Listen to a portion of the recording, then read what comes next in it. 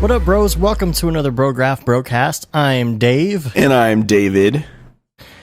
And Brograph is a supplement to our site, Brograph.com, which is a motion graphics tutorial site with tutorials, plugins, podcasts, and other MoGraph stuff.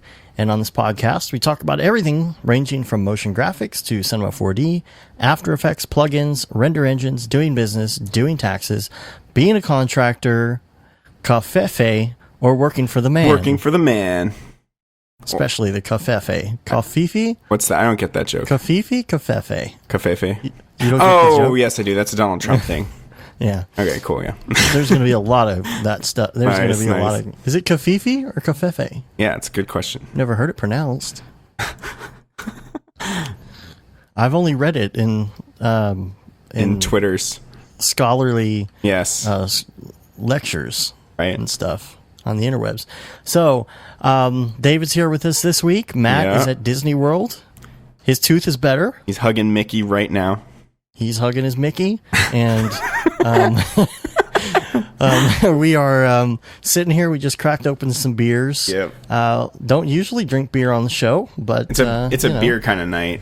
It is a beer kind of night for both of us, and so actually, it's a hard liquor kind of night probably for both of us. Right. But I'm drinking the Angry Orchard Oh, hard I cider. like Angry Orchard. That goes down easy. I'm drinking That's some what she said. Boatswain chocolate stout. Now, you want to know my hack for Angry Orchard? What's that? Okay, so I have Angry Orchard. I took some sips of it, and now looky what's in my Oh, hand. cinnamon. Oh, dude, that's like I used to call that. I think I used to call that Christmas in a cup, where you Really? combine like apple cider and Goldschlager, which is like a cinnamon type, Nice. deal there. So yeah, that's delicious. Goldschlager seems like it would be a little hard inside of the Angry Orchard. Maybe.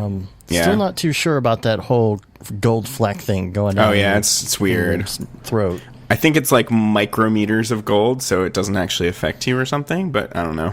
Well, the whole thing on that is like they're supposed to scrape the inside of your throat. Just a Oh yeah, little bit. that's BS, right? So it like gets Is in it? your bloodstream faster. I don't know. Yeah. It just sounds like an urban legend. Right. I've always heard that. Back Yeah, in I've high heard that school, too. I used to have a in the back of my Corsica, I used to have Nice. a bottle of Goldschlager rolling around back there, Nice. and didn't really think about the repercussions, but but it was just rolling around all warm and stuff. Sometimes at work during our break, we would go out there and Have a sip. hit the bottle of warm Goldschlager. That's disgusting. Gross. Yeah. So I just poured some heavy amount of Fireball inside of this beer. So Good. Drink up. man, that does taste like Christmas. Yep. Taste the Digital Fireball. cheers. Here we go. You ready?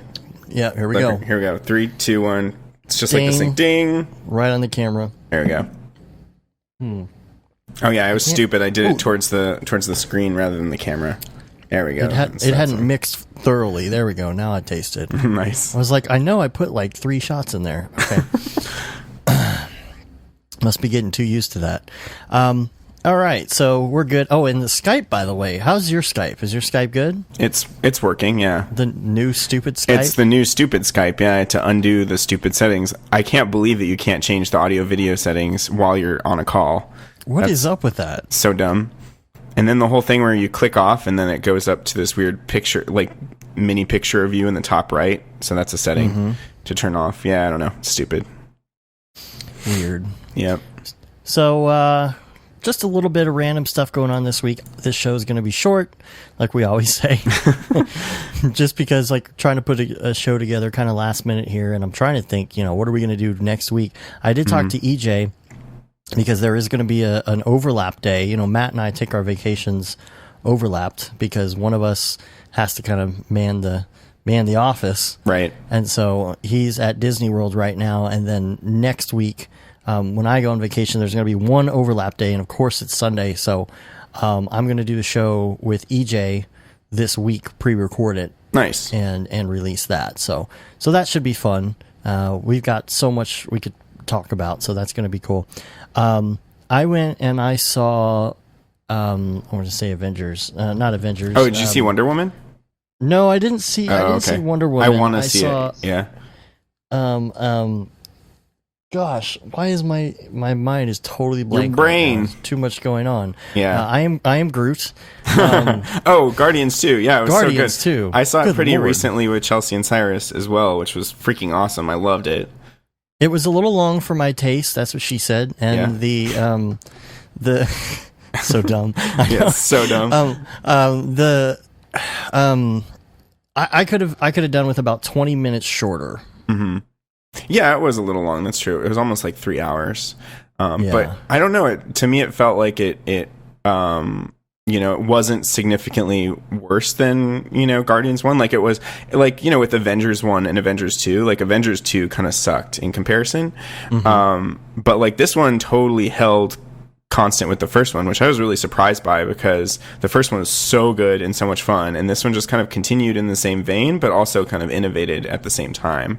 I loved the stuff with, like, Drax and just expanding on his character and the relationship with the weird whatever that chick's name is, the one with the antennae.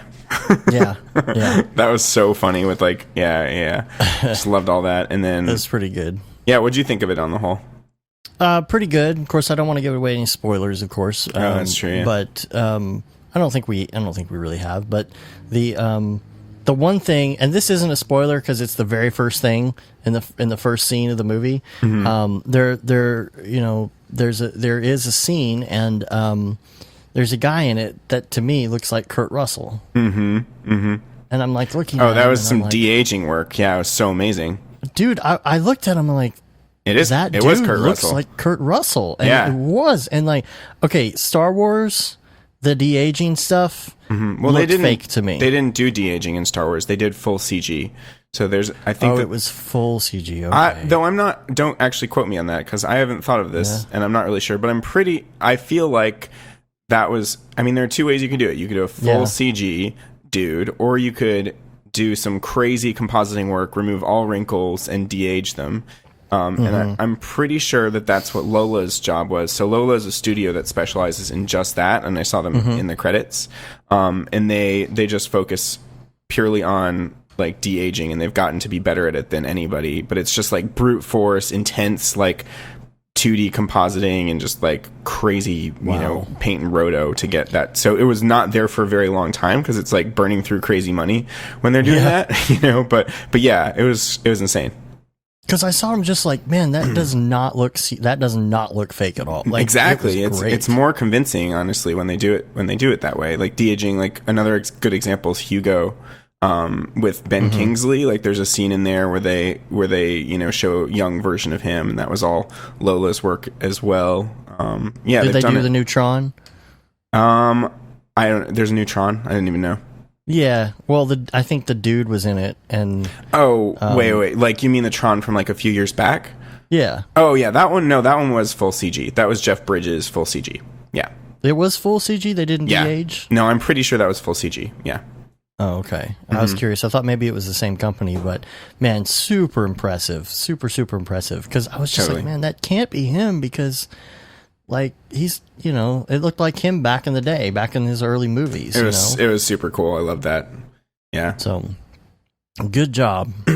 Good job, you millions of VFX artists, droves of unknown, unsung heroes, making millions of dollars for other people. Yeah, exactly. Right? Yes, you and your sad lives and excellent skills, moving city to city. Exactly. Screw that. Yeah. Well, Rando Render, I gotta say, is doing very well. I think it has picked up a little bit, I guess, since my talk came out this previous week. Doing like I have not been able to catch up, basically, on posting everything on the site. Yeah. And every time I go on, there's more and more. There's been some really good ones on there, and I think we're close to 50 Rando Renders right now. That's sick, like dude. That. Yeah. Raid Zero's been knocking some out of the park for sure. Raid Zero. Do you know you should friend him on Facebook. His real name is Phil. I think Phil Roberts. You gave it all away. See? Oh, I did. You were gonna say that? Kidding. Oh, okay. No. No, his yeah. You can't say it's like Batman. You can't say his real name or something. Yeah. And then he comes out of the mirror and has to say his name. You have to get him to say his name backwards in order to go back in. Yeah. Oh, okay. Yeah. Mm-hmm. I don't know what movies that's from. No, actually, last week I was, saying the same thing. I was like, man, he's just killing it with this stuff. And I thought he had a background in Houdini for some reason. Right. And I guess maybe that's somebody else I was thinking about. And he hit me up on Twitter and he was like, yeah, thanks for the shout out. But I've actually never done 3D before. That's sick. He's just like, what? That's very hard to believe. And it just kind of goes to show how awesome art directing in Octane is. Well, the thing is, he's done CG pipeline stuff, but I guess like in a different realm, like in the 2D sense, right? I mean, working. Yeah, it's clear that he's not untrained, but it's awesome how quickly you can make cool looking shit in Octane. Right? Yeah, exactly. Yeah. So that was pretty cool. I was like, dang, dude, freaking, just give it a couple years and just wait. Man, that's crazy right off the bat. So totally. There's this link too I wanted to put out there. I didn't really have a good place to put it in the notes or anything. Lester Banks always has really good stuff to show. Digs up some really good stuff, and this is for After Effects. Finally, AE users can easily animate layers along paths. Cool. And of course, it's not a built-in thing. It's a plugin. It's $69.99. But I was doing some stuff this week, where I was like, man, I'd really like to be able to animate some of these things a little easier. And I mean, there's some plugins like that already. Like Trapcode 3D Stroke will allow you to do that. But yeah, this looks cool.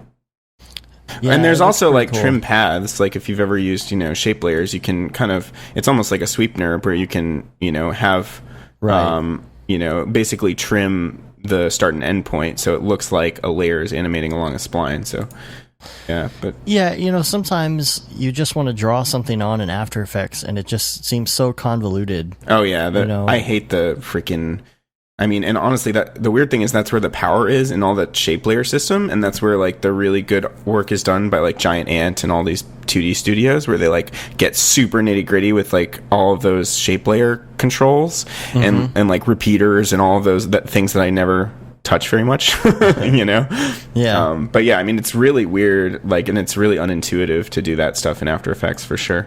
Yeah. It's just funny. I think it's something that was it EJ? Somebody brought up recently. I don't know if it was on the show or off the air or not, but it's just the fact that, it's okay. Just let After Effects stay crappy. Because because everybody makes money off of it. Yeah, exactly. Yeah. You just make a plugin that does it. Yeah, it's just this cobbled together mess that's like saved by all of the people that actually care about it, not Adobe. Yeah, it's a lot harder, I think, to make plugins for something like Cinema 4D because there's not a lot of stuff missing. No, it's all. Somebody could do like a really good body paint, please. Like UV unwrap kind of thing. Oh man, yeah, man. I'm just waiting. I'm waiting for Maxon to hit up a couple really major things, and that would be like you said, UV stuff. Just really overhaul it or something. And then there's some other stuff, and like modeling, for example. Yeah. If they were to introduce some new ways of modeling, they kind of did recently with like the polygon pen tool and stuff like that. Yeah, but there's some stuff that Maya can do with modeling really easy that you just cannot do totally in Cinema, and I'm just waiting for that because for years, I think probably since R12, R13, I'm like, certainly they're going to introduce this new modeling style, that new modeling style. Yeah, I just need to jump into like Fusion 360, which is what everybody's using lately to make cool hard surface models. Yeah, but if they would just do a couple things, they would just destroy everybody. Maybe. I don't feel like their method is to destroy everybody. I think that they do everything. I think their method is to do everything pretty well. And, and that way it's an all-in-one kind of package. But like, a specialist tool like World Machine, for instance, is always going to do its own task the best. Of course. Like Fusion 360 is going to do the weird bools and hard surface modeling stuff the best because that's what it was kind of designed to do, and it's all geared towards that as a standalone app.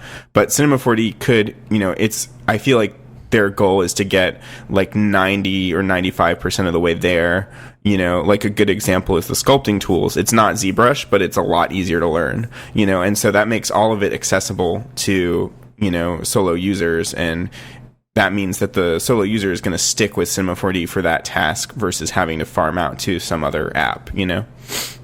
Yeah, but okay, here's an example. Let's say you make a bool, right? Mm-hmm. Through something, and it's got... Oh, I'm not disagreeing with you that doing bools and certain things suck. I'm just saying, like, yeah, I know what you're saying. Yeah, okay, cool. But to me, it's just like, obviously, it's not like they want to destroy the competition. Right. What I'm saying is, like, there's some really obvious things. Right. That you're like, why does this have to be so complicated? If I want to have a bevel on something that I just cut a bool through, you know, a bowl of a cylinder or something through and made a hole through it, you know, why does it have to be so convoluted to try and get a bevel on that cut? Right. You know, there are ways to do it, but there are more steps than I feel should be involved. Totally. There's certain types of modeling that you can do in, say, Maya that are very commonplace in other pieces of software as well that just don't exist in Cinema. And you're like, well, why don't you just introduce this? Mm-hmm. You know, think about, here's an example, and I forget what it's called, but when you want to do that cool inner extrude, what would you call it? Kind of like that high school font where you have that chiseled weird, bevels, like chiseled, like varsity font. You know, you want to do that? Yeah, I think I know what you're talking something about. Something like that. That's something that you can't quite accomplish easily in any given form without kind of manually doing it and manually. Do you mean like an outlined font kind of thing? Like, like the high school thing reminds me of like just outline, kind of like strokes to some degree. I can't remember what that looks like. Let me look it up. It's kind of it's like having an inner bevel. Yeah. Okay. You know? Cool. So imagine if you look up varsity font. Yeah. So it's got like a weird. It has like a solid portion, chisel. And then like an outer stroke that's kind of separated or whatever. Yeah. I know what you mean. Well, it's not really separated. Okay. I know what you're saying. The varsity font is separated, but imagine that inner part is just the extrusion in front of it. Like sometimes you can't get that because it won't extrude evenly all the way through. There's a name for it, and I just can't think of it right now. The thing I said was chiseled bevels, which is like where you've got, you know, that's probably it comes to a point where it's like kind of that pointy Harry Potter looking. Oh font. yes, that yeah. Okay, yeah. So we're speaking we're speaking the same. It's language. very close. Both of those are kind of a similar thing, but yeah, where it comes all the way to a point. Yeah. Exactly. That, and then there's also. Is it the Chrysler logo I'm thinking of? I can't remember which logo it is. I think we talked about it in the show before. Or the Honda logo. It's Honda or Hyundai. Maybe it's the Hyundai logo. One of those Japanese companies. Yeah. Yeah, what about it? Yes, it is the Hyundai logo. Same kind of thing in the Hyundai logo. That kind of look... let's see, Hyundai. Yeah, I got it. Yeah. That is something that you can easily create in Maya. With a couple steps, where you would really have to spend some time getting that hand modeling it. Yeah. Right. Yeah. You know, and it would have to be, you would have to have like a destructive model where it wouldn't even be destructive in Maya or something. So really, they would keep it parametric. Yeah, I think that there's a way to do it because it's a certain type of modeling. Like obviously Houdini would, but that doesn't mean it's like easy to model in Houdini. You know? Yeah. So stuff like that. There's a couple other things as well. You know, there's one in particular, and there's no way I'm going to remember the name right now without like doing a deep Google search or something. But right. You know, again, it's stuff that is just commonplace in Maya that I feel like they could just add to Cinema. You know, you should check out Lorcan O'Shanahan's NAB talk if you haven't yet, because he does this crazy, I think I mentioned it a couple weeks back when I was on, but he does this crazy like fully procedural modeling, and it's like hard surface and looks good with all like the bevels and everything, but it's like completely an open system still, so he can go back and change the source spline and the whole thing just updates. Oh yeah, I heard about that. It's so nutballs. I think Matt was telling me about it. I didn't get a chance to see his. I think I was doing something. I was either doing an interview or something at the time. I need to check that out. He's He's apologizing to me on Facebook the other day. I was like, so when we were at the driving range or at Topgolf, I was doing a Facebook live video and just like panning the crowd, and he like flips off the camera. It's like, whatever, who cares? That's right? funny. You know? And he apologized to you for that? He's like, apologized on Facebook. He's like, I shouldn't have done that. Oh my God, and I was that's like, funny. dude, it's totally fine. He's like, chill no. out. He's like, I got to take responsibility for my actions. Oh my I'm like, God. dude, it's not a big deal. You were like, having fun. Right. You know? I don't care. Yeah. Whatever. It's fine. That's funny.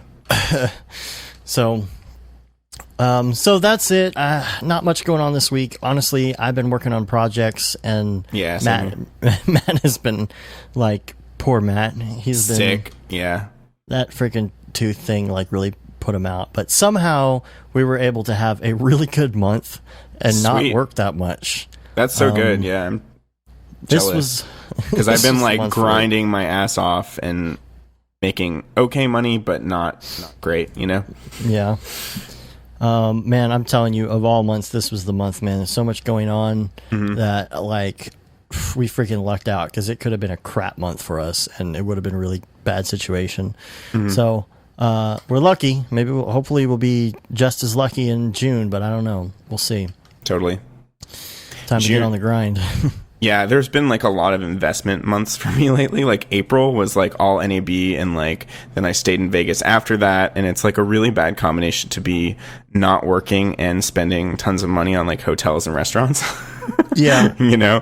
So like I'm like trying to dig myself out of that hole. And then in June I'm going to, you know, Amsterdam with my family, which is a really cool family vacation.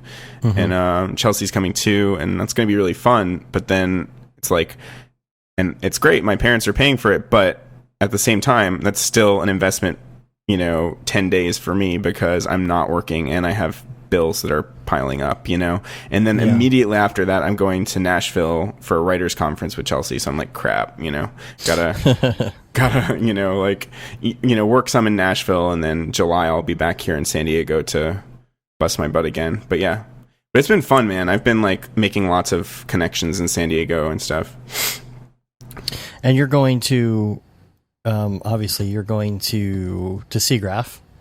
Yeah, I'm going to be talking at SIGGRAPH. So I've got to figure all that out. So July is going to be, a lot of July is going to be devoted to figuring out my SIGGRAPH talk. And that's a good segue, because what was I going to say about that? Like, so Matthias talked to me about SIGGRAPH, but he was like, this time he was even more strong about me not talking that much about Octane. He was like, you know, I want it to be like 20% Octane, and then, you know, like 80% Cinema 4D. What do you think mine was? I think yours was about that, actually. Okay, cool. Yeah. So, but that just makes me feel like my wings are clipped, you know, because like I'm not that good at like straight up Cinema 4D. I feel like the only thing I'm actually good at is Octane, you know. As long as what you're doing applies to Cinema 4D and you're showing it in Octane, yeah, you know, that's so. I mean, I guess, like, I don't know. What are you going to talk about, like displacement stuff or? Yeah, maybe. Well, so I actually had like a little brainstorm with Chelsea the other night, and she, like, so I've been doing these stupid like 2D title things for an ad agency type job, and it's like the theme is like, so it's like these painting jobs where it's just like tutorials to show how to paint wood and stuff, and like the intro logo is how not to, which just seems really dumb on the surface. Like, here's how to paint the wood, here's how not to paint the wood, and you know, it's like it's like, I don't know, in my mind it's just like the guy like beating somebody over the head with a board, like, no, this is not how to paint the wood. Like, but yeah, so, but we were talking in the car the other night, and she was like, well, what if you do like how to, you know, do some kind of scene and then show like the bad way to do it. And I was like, that got me thinking, like, what am I actually good at, you know, in CG land? And I think it's maybe like being like a quote unquote digital cinematographer, you know, and like lighting and composition and camera movement. And maybe I kind of have some of that training because of either, you know, just my background with like experimenting with the Dave Matthews Band content was like very much. At one point I dropped my whole salary on camera gear and bought like a T3i and a 7D, and I bought like a Steadicam and you know, a car rig and jibs and tripods and all this stuff. You know, I just got gear crazy, and that investment never paid off in terms of money, but it definitely paid off in terms of training my eye and just like interacting on set with directors and DPs, and gave me a common language, like, you know, how to talk about exposure and you know, focal length and how much, you know, what f-stop are you at, how much shallow depth of field do you want, that kind of stuff, like what kind of look are you going for, and really made me pay attention to how wide or long a lens is and stuff like that, and composition and framing.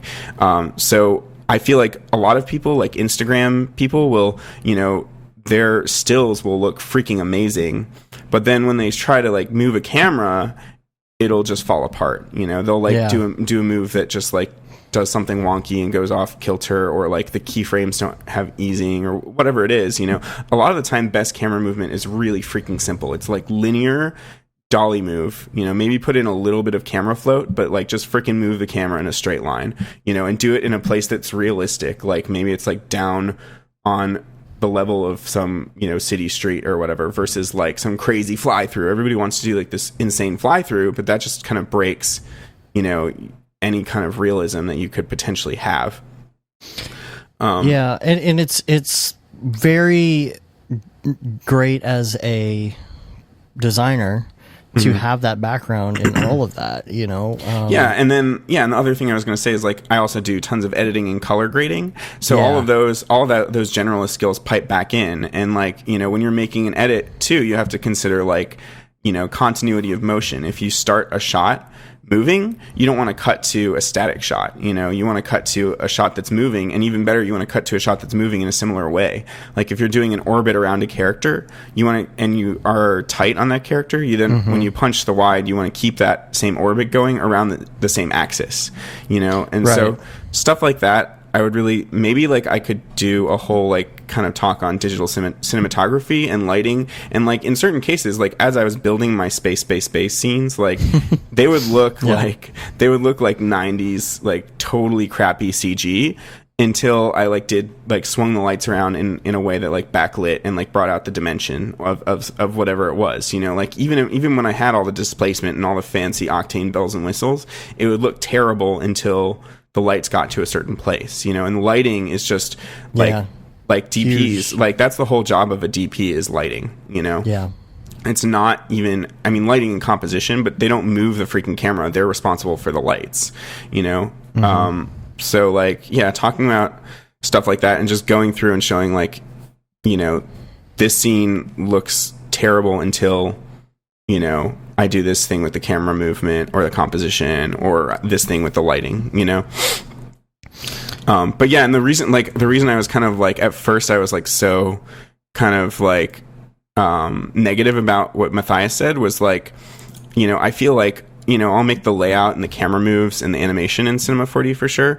But then, you know, the rest of it, like, the rest of the focus is on like texturing, lighting, color, motion blur, shallow depth of field. All that stuff is done in Octane, you know, and same thing with like displacement, scatter, volumetrics, like all that stuff I'm using constantly, and all that's just like Octane. I feel like I use Octane like 50% of the time and Cinema 4D 50% of the time. So it's like, how am I supposed to do a presentation when this is my main tool? It's your camera, it's your monitor on your camera. Exactly. Like it's your feedback, it's your client monitor.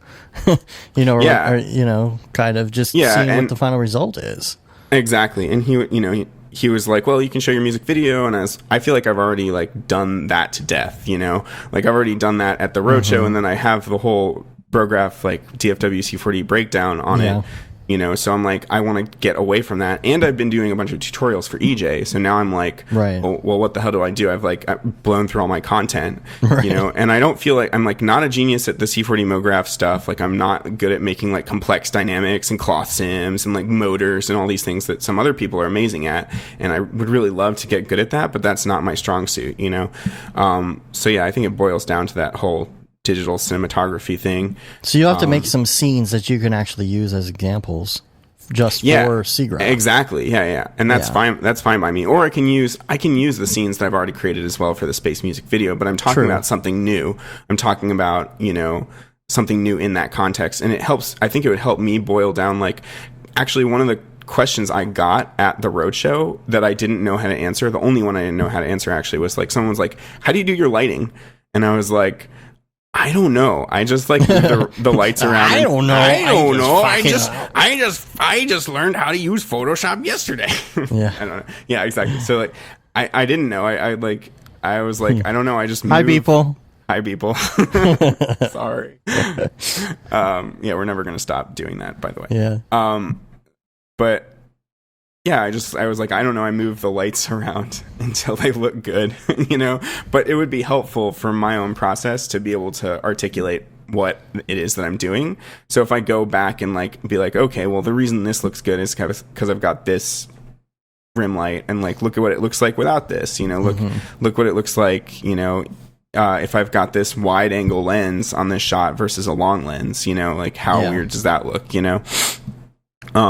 yeah, and like I was doing some work for some concert visuals the past few days, and I was like making. I think you saw some of the stuff I was doing. Yeah. This was with my buddy Frédéric Duquette of Favuk Render.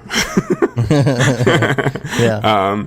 And it was for Victoria Modesta, but like his pitch to me was like, take those mega structures, like the city packs from Vitaly Bulgarov. I don't know if you know who that is.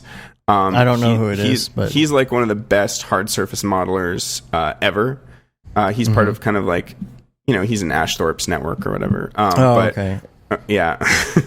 I might recognize some of the stuff if I saw it. I'm so bad with names. He did like Ghost in the Shell recently, like tons of stuff, like designed the main character and stuff. And like, he did like, I don't know, at one point he did like a whole month of designing a mech every day or something like that. Like crazy, like super high detailed mechs, like crazy speed modeling. And he works only in Softimage, which is like dead software now, but it's like the best modeling package for him. And he's like a god at it. And anyway, yeah, we don't need to talk more about him, but like he also really releases tons of really good kit bash packs on his site. And one of those is this thing called Megastructures, which is just these really complex looking city structures. It's kind of like City Kit on crack. Not with the controls, but we don't necessarily need the controls of City Kit anymore with Octane, because we can do like scatter or something, and scatter onto a plane or whatever. Though I don't know, CityKit does a lot of cool, interesting things of its own. But anyway, the buildings in this megastructures are much more interesting looking than the stuff in CityKit. I feel like CityKit is due for an update. It's old at this point for sure. Yeah. I mean, like last time I used it, I actually piped in Andrew Kramer's buildings into it, not the Metropolitan ones, but at one point he crowdsourced everybody to design futuristic buildings. I don't know if you remember that. It was like a free thing where he just released the Future City pack, but he also released those same models not for Element 3D, but also for just as OBJs or whatever. So nice. I like grabbed all those and put them into CityKit and replaced all the buildings. So nice. you can do that where you've got all the control of CityKit with the roads and all that. Yeah, and you can just replace all the buildings. So and I used that on that weird epic bar mitzvah music or thing that I did. I did like a bar mitzvah intro that was like this kid flying down on a magic carpet ride through some futuristic cities. I did that like 3 or 4 years ago. Well, I like the whole idea of showing the lighting and stuff, because you remember when we were at the booth at NAB. Yeah. Who was it? NVIDIA iRay. What's his name? From that was doing the iRay stuff. Was it not Rick? What was his name? There were two of Andy. There were two Andy. Andys. It was Andy. Yeah. Okay, yeah. It was Andy. He was showing off the scene, and I'm pretty sure it was the exact same scene that you had in your Space video. It was, exactly. But it was like this It was sterile, the default turbo squid. Right. Sterile. Yeah, exactly. And sterile medical environment. And like you should show that like as an example of like, here's how you can make something look exactly different. Like that thing was like super high glossy, like this medical white kind of overly lit vibe, and I was like, I can take that and totally make it dark and dramatic and lit with just a few light sources to really enhance the drama in the scene. And yeah, exactly. And like what else was I gonna say? I forget. Have another one. Have another beer. Yeah, I'm all out of Angry Orchard. But yeah, that's what I was gonna say is, yeah, you need to get more beer. Well, I guess that I'm just going to have to hit the fireball straight then. Yeah, just do it. Just chug it. All right. But no, I was going to say, I think that would allow me to get away from, like, saying octane, octane, octane, but still use it, because it'll be kind of there just of its own nature. Like, this is just how I'm going to demo to you guys, like, lighting and texture, or not even texturing, just lighting and composition and all this stuff, and be able to show it real time. Because, like, if I were to do that in standard or physical, it would be like, okay, guys, wait for, however long. Or here's this image, fully baked. Like, here's what it looks like, You have to pre-make all of that I would have to stuff. pre-make everything, and that would suck. So it'll be a way for me to be like, okay, I'm not, like, focusing on Octane here, but it's still the tool that I'm using to show that process. You pre-render it in Octane and just say that it was physical render. There you go. Yeah. That's funny. Shh. Don't tell them. Yeah, exactly. Yeah, and then... And like, I think what I was trying to get at, what was I talking about a second ago?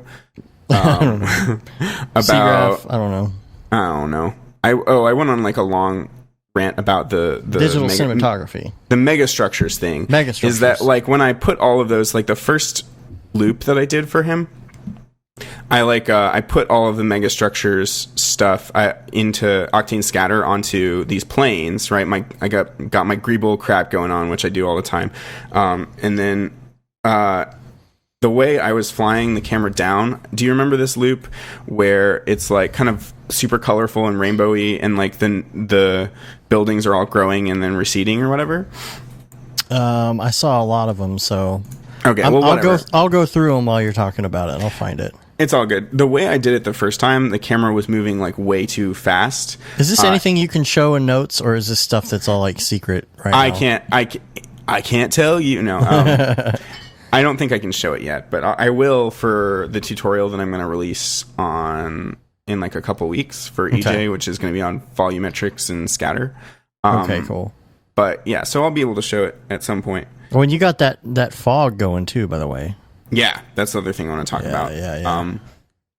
But yeah, so anyway, my long story short, at first I made a cool looking loop, but because it was zooming by the building so fast, and they were like, and because of the way they were animating, which was too fast essentially, and the perspective of the camera, they felt really tiny in this loop. It looked kind of cool, but they felt like weird tiny like crystals growing up. They didn't feel watching it now. I see buildings. What you're saying. Yeah, so like the motion is too fast.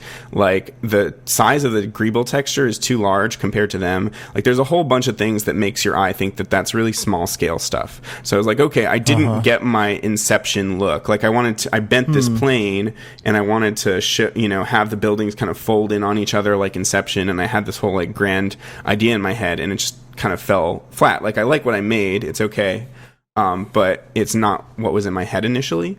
So I tried again, and this time I actually got the camera like way down into the buildings, so like on street level, and that helped really sell that they were big. And then I also like animated them up through the floor really slowly, so that also, when things move slowly, you think that they're really massive.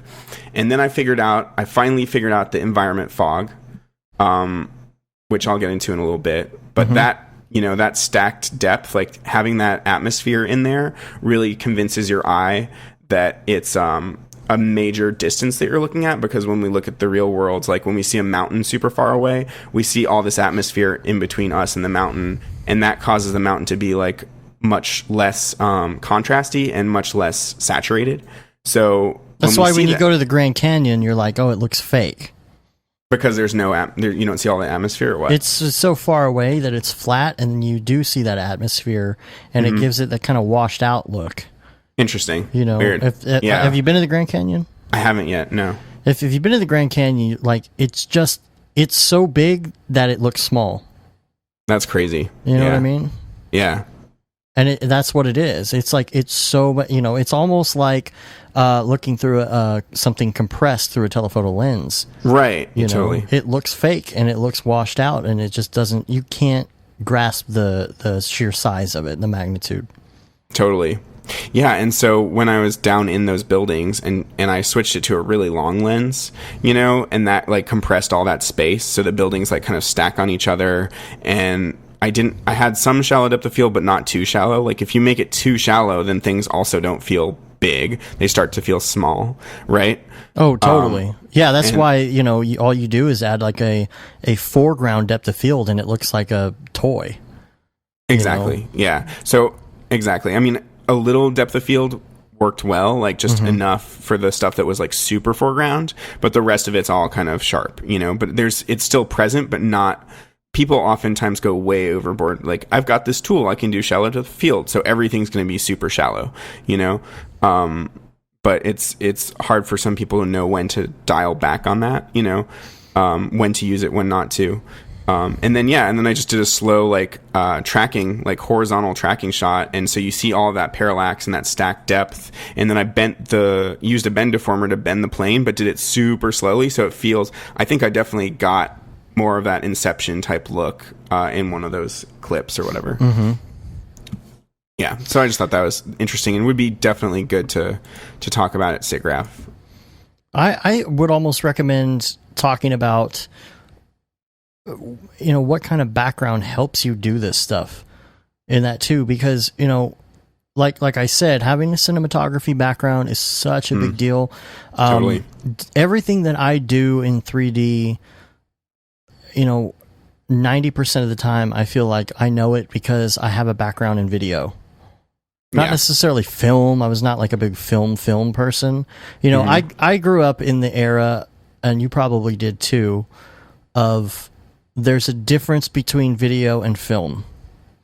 Yeah, totally. You know what I mean? And now, like, it's not really different. Now it's all one thing. Well, interestingly, I came in once film was pretty dead. Like, I had one small job at a library when I was in college doing and I had to log and transfer and do those were DV tapes though, so that was tape based at that point, you know, so that wasn't even film. I've literally never dealt with film, though. I have a friend, David Sawchak, who you met at NEB, who is like a film nerd. He's super film nerd. He, like, for the longest time he was all like, everything that guy like must be shot on film, you know. That dude, man, he's such an interesting dude. He's so interesting. Yeah. he is his own unique flower for sure, and I love him. I know. He's the one that got me into beer. He like had this epic beer league, and I think I've talked about it before, but yeah, he would like make Brograph like promo videos for his beer events, and like he would like hold up a beer can and then like it would like glow, and his, you know, and like, you know, he would use this video co-pilot saber and stuff to make him look like an action movie hero. And nice. Funny. Yeah. I used to do that with parties back in like 99, 2000. I would like do a little animation and run it through an RCA cable into the living room so that it was on the TV, and it would say like, "Get your grill on 2000," and it had like a big fireball and a grill and stuff. That's funny. And I would have my own graphics for our parties. Nice. Yeah, that's great. I love that. But yeah, like when it comes to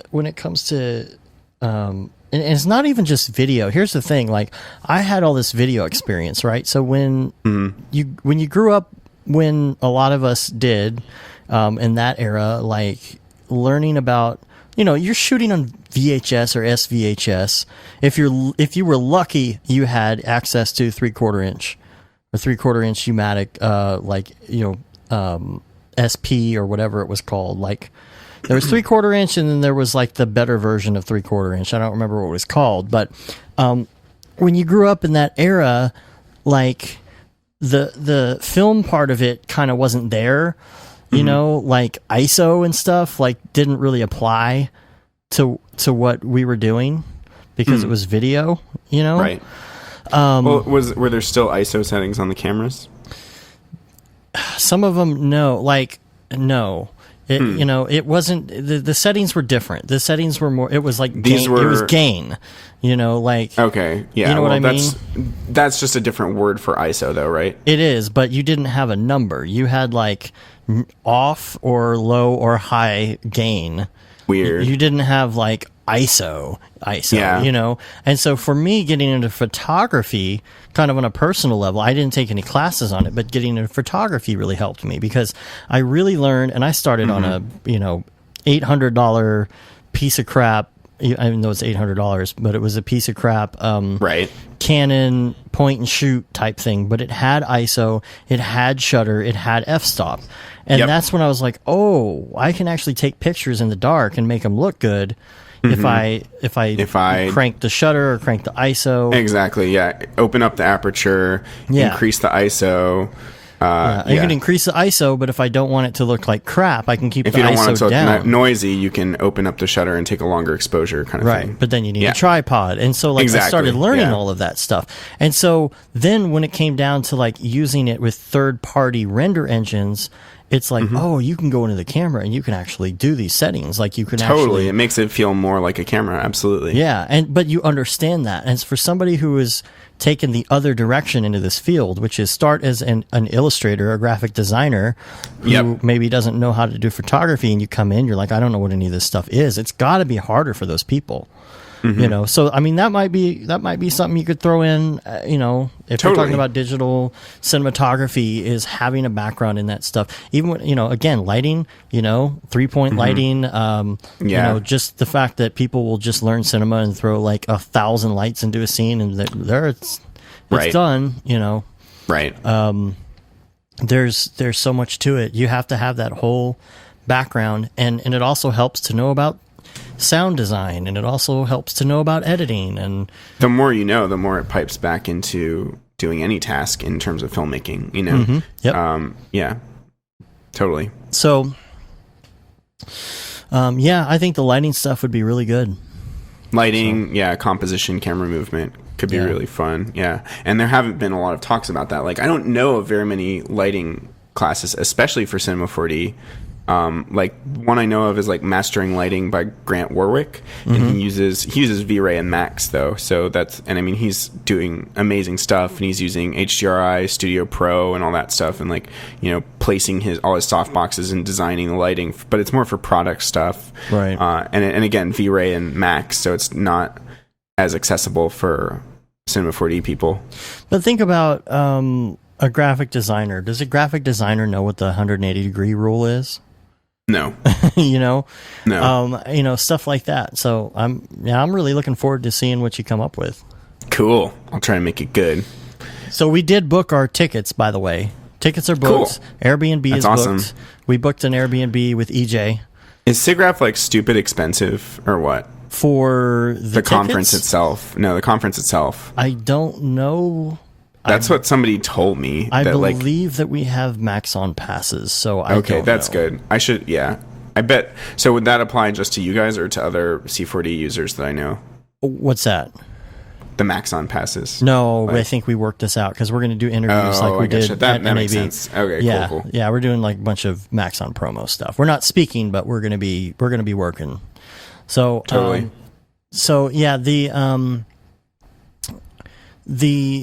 I did hear that. I think I did hear it was a little bit pricey. One of our listeners, Sarah, who we're finally going to get to meet in person actually at SIGGRAPH. She was talking about that because I think that was one of the things, like, should I buy the ticket? Should I not buy the ticket? So I think they are a little pricey. Some of my friends are like, let me know. I think Zubair was like, let me know the exact day that you're presenting or whatever, but that's frustrating because I don't know. Yeah, that's what happened to us too. Yeah. NAB, everybody's like, when are you presenting so I can be there on that day? I was like, I don't know. Yeah, exactly. I'll find out like the day before. I don't know. Right, exactly. I've been sipping that Fireball. Nice. Woo. So what else we got? I had a bunch of like little breakthroughs in my Octane geekery world when I was doing this stuff for Frederic. Okay, hold that thought. I will hold that thought. We're gonna talk about clients real quick. Okay, clients. And and then we'll come back to it. Those jerks, like Matt says all the time. This field would be great if it weren't for the clients. Yeah. So there's just we've talked about client horror stories and stuff like that before, but there's always stuff clients do. These aren't really horror stories, but my personal experience this week, I was working on a project and trying to do kind of a kinetic text animated explainer video type thing. Oh boy. And these things are just getting so monotonous, because we've done a bunch of them. So, we're at the point where, it's got to be worth the price tag to do them if they're really, really complicated. So I was working on one this week and it was so wordy. That's the problem.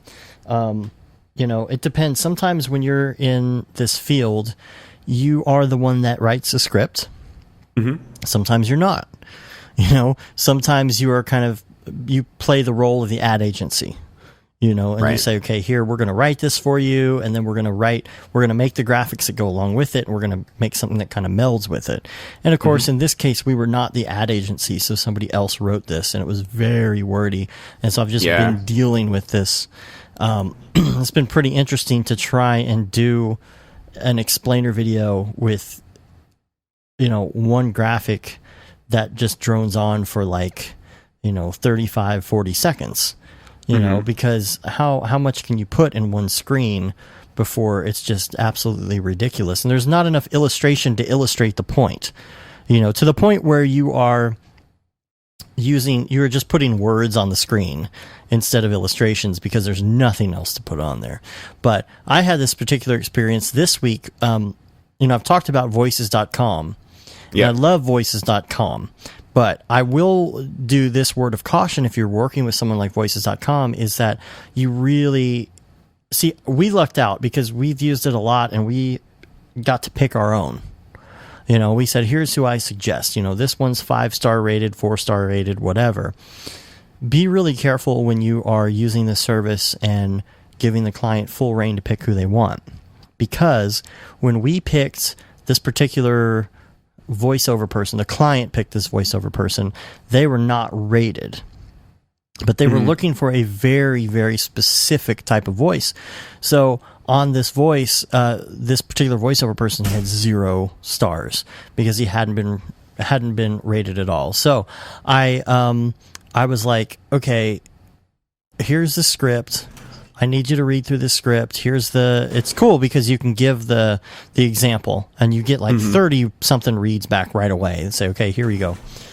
Totally. So when they picked the guy with 0 stars, the intro paragraph, when it came to the actual finalized script, he just assumed that what he read was the same as what was originally read in the sample.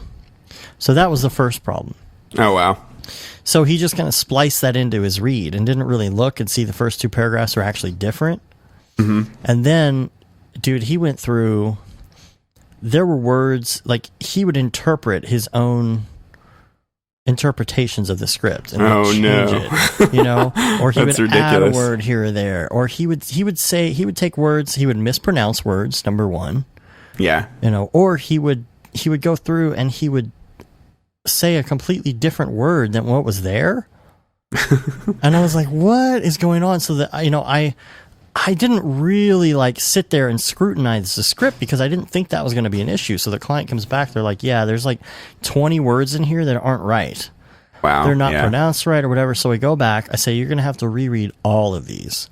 And the ones I've done in the past, it's a whole voiceover track that is totally good to go. It's edited right. The timing's good. I don't have to change anything. So in this case, I had to go in, have them change it, and then go into Logic Pro and cut it all up, and splice the whole thing and redo it. And the timing's different. And his gain structure was different the second time around. I had to recompress and normalize and do all of this kind of stuff. So, and then came back and he would read the same thing wrong the second time. Wow. So instead of saying, committees, he'd say communities. And I'm man. No, you said that wrong. And so it's not communities, it's committees. And he did it wrong the second time. I'm like, okay. But he'd do it again. Sounds like a nightmare. And then the second time, like, I'm like, okay, well, you got it right. But then after that, you left out the word "the." You just skipped it. So you're like having to edit, or did you have to like pull these from other parts of the no, VO? I was like, dude, you got to do it again. Do it again. Yeah. Do it again. And so I'd say, do it again, and he run all the words together and slur them together. I'm like, dude, like you can't hear the word "the." Like, come on. Like I went through some. Yeah, so you were like, "Hey, client, why'd you go for the 0-star guy?" Yeah, the thing is, I really can't say anything to the client about it. I just got to say, "This is who you wanted," But if they come back, it'll be interesting to see where it goes. Because if they comes back and they say, "Well, we don't like him," well, it's costing them hours, right? I mean, are you billing them for your time that you're putting into directing this dude? For the time and for the cost of the VO, and basically, it's billable hours for the cost of the VO and for the edit of the VO. Mm-hmm. So, the edit of the VO... Is his costs rising as you're asking for more and more revisions? No. Okay, luckily, no, good. Because on that whole deal, none of it is changes the client made. It's all like, these are mistakes. Mm-hmm. So, voices.com, I got to say, like, is really great. It's a great service for sure. It is so great. Like the customizable... URLs and stuff like that. You get like 30 something talkback, what do you call it? Auditions, basically, or whatever you call them. Yep. And so they come up and you can send this whole page of like 30 something within a day to them. Put your own logo on it, for an extra $5 or something, make it customized. And, but again, that's just been kind of a nightmare, but. Mm-hmm. Yeah, totally. So you've had some client stuff too, right? Yeah, maybe not that infuriating. I mean, it's just funny stuff. Like, I mean, I've been a little frustrated lately because I have so many jobs that'll drop off where it's like, I'll even get a hold. People will be like, "Can I get a hold for these dates?" And then like, I don't hear back. I'm like, "Okay, I've got you on a hold." And now there's this other job that's come in. So can you let me know, if the job is actually going to happen? And then like, I have to be like, "Okay, I'm switching to this other job tomorrow if you don't let me know." And then they're like, "Oh no, we don't need you. We're all booked up this month." And it's like, so just like really flaky stuff, or like a job that came in that was like this military thing that was going to be like, this is going to be like a $4,000 job, and all this stuff. And then I look at what their content is, and it's like 2 clips, like 2 or 3 clips in a quote unquote script that's just an Excel document that's like, impossible to figure out what's going on. And like, and it's just like, okay, this job isn't real. This is not going to happen. And sure enough, like, we have this conference call that's like, you guys don't have any footage for me to edit with. Like, I know you want your cool HUDs and overlays and stuff, but there's nothing to overlay onto. So, and they're like, "Yeah, you're right. We need to do a shoot." Okay, job's postponed. I'm like, just make it look cool. Just make it look cool. Just make it look cool. Yeah, no, they're like, "We want this to be better than the last one." I'm like, "Well, it's not going to be better than the last one because you don't have any footage."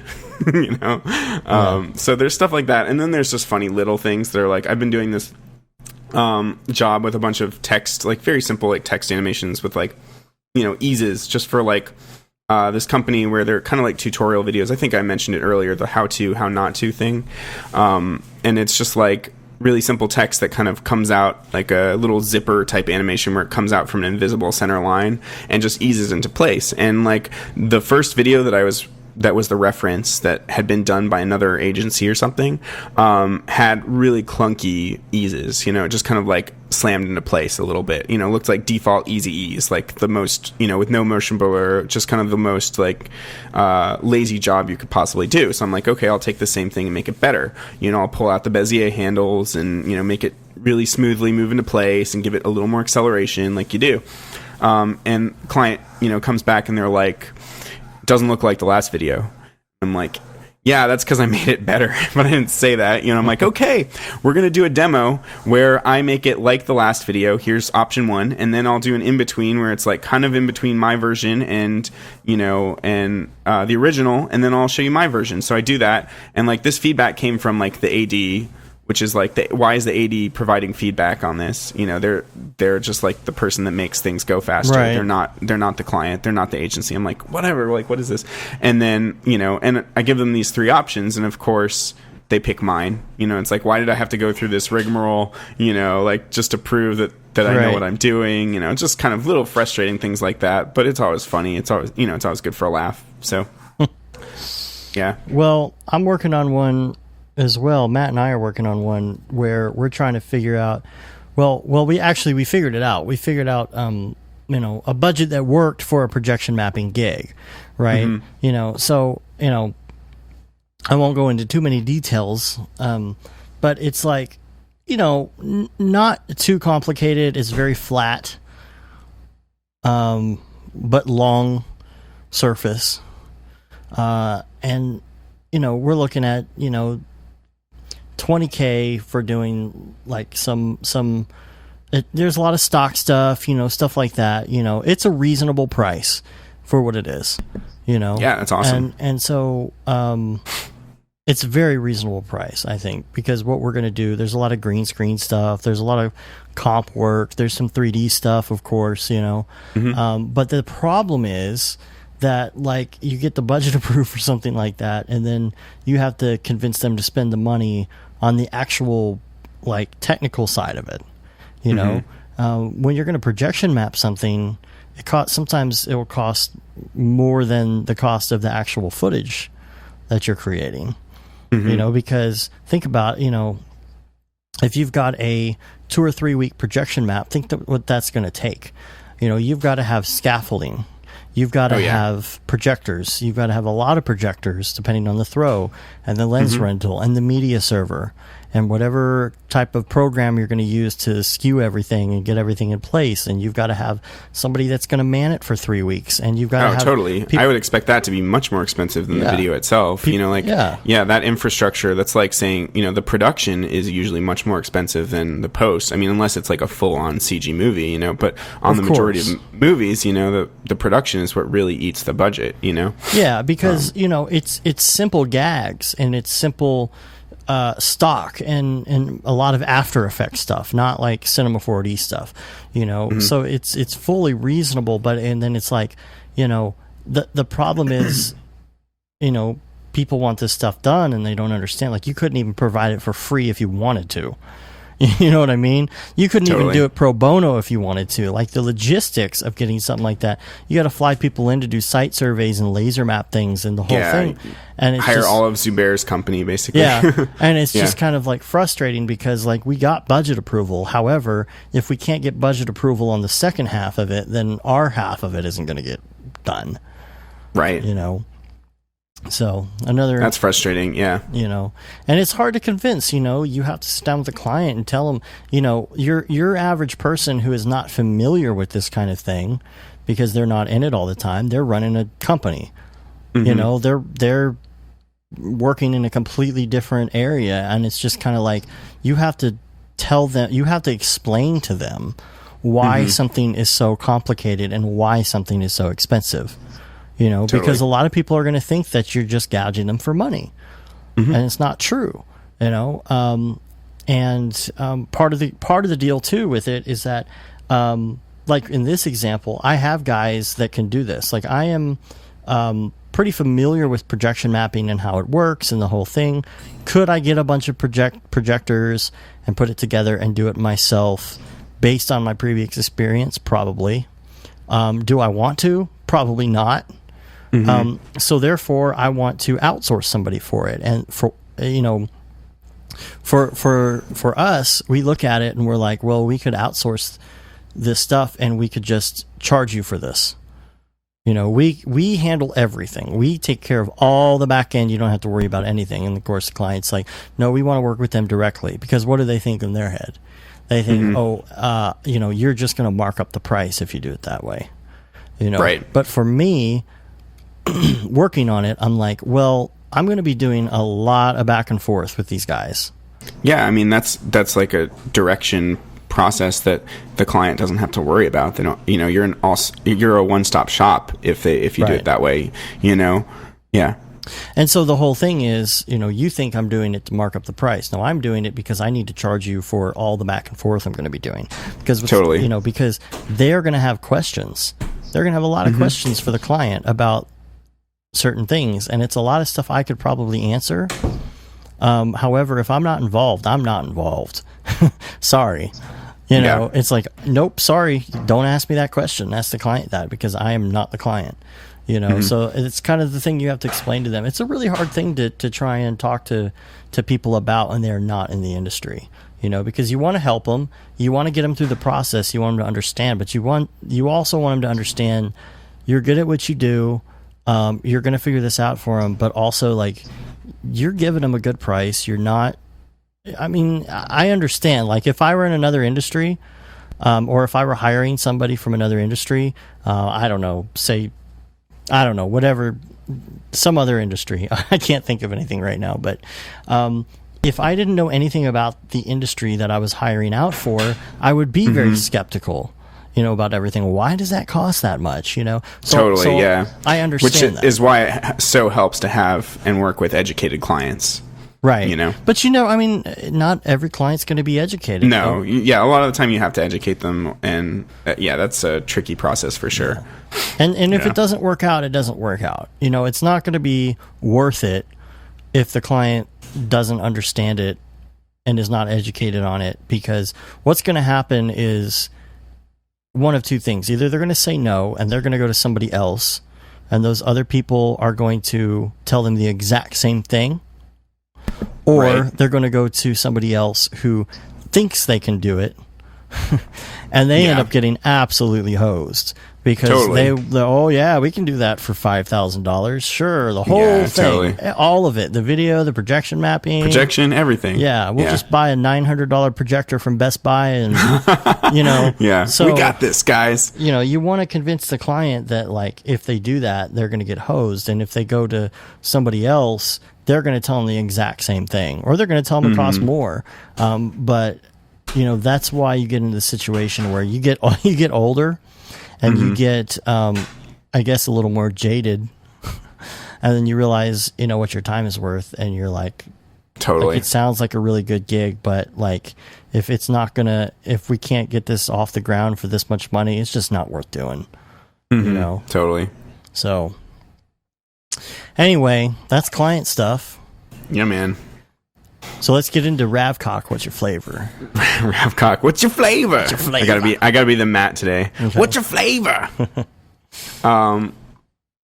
Yeah. So I don't know. Yeah, stuff about that job I did recently.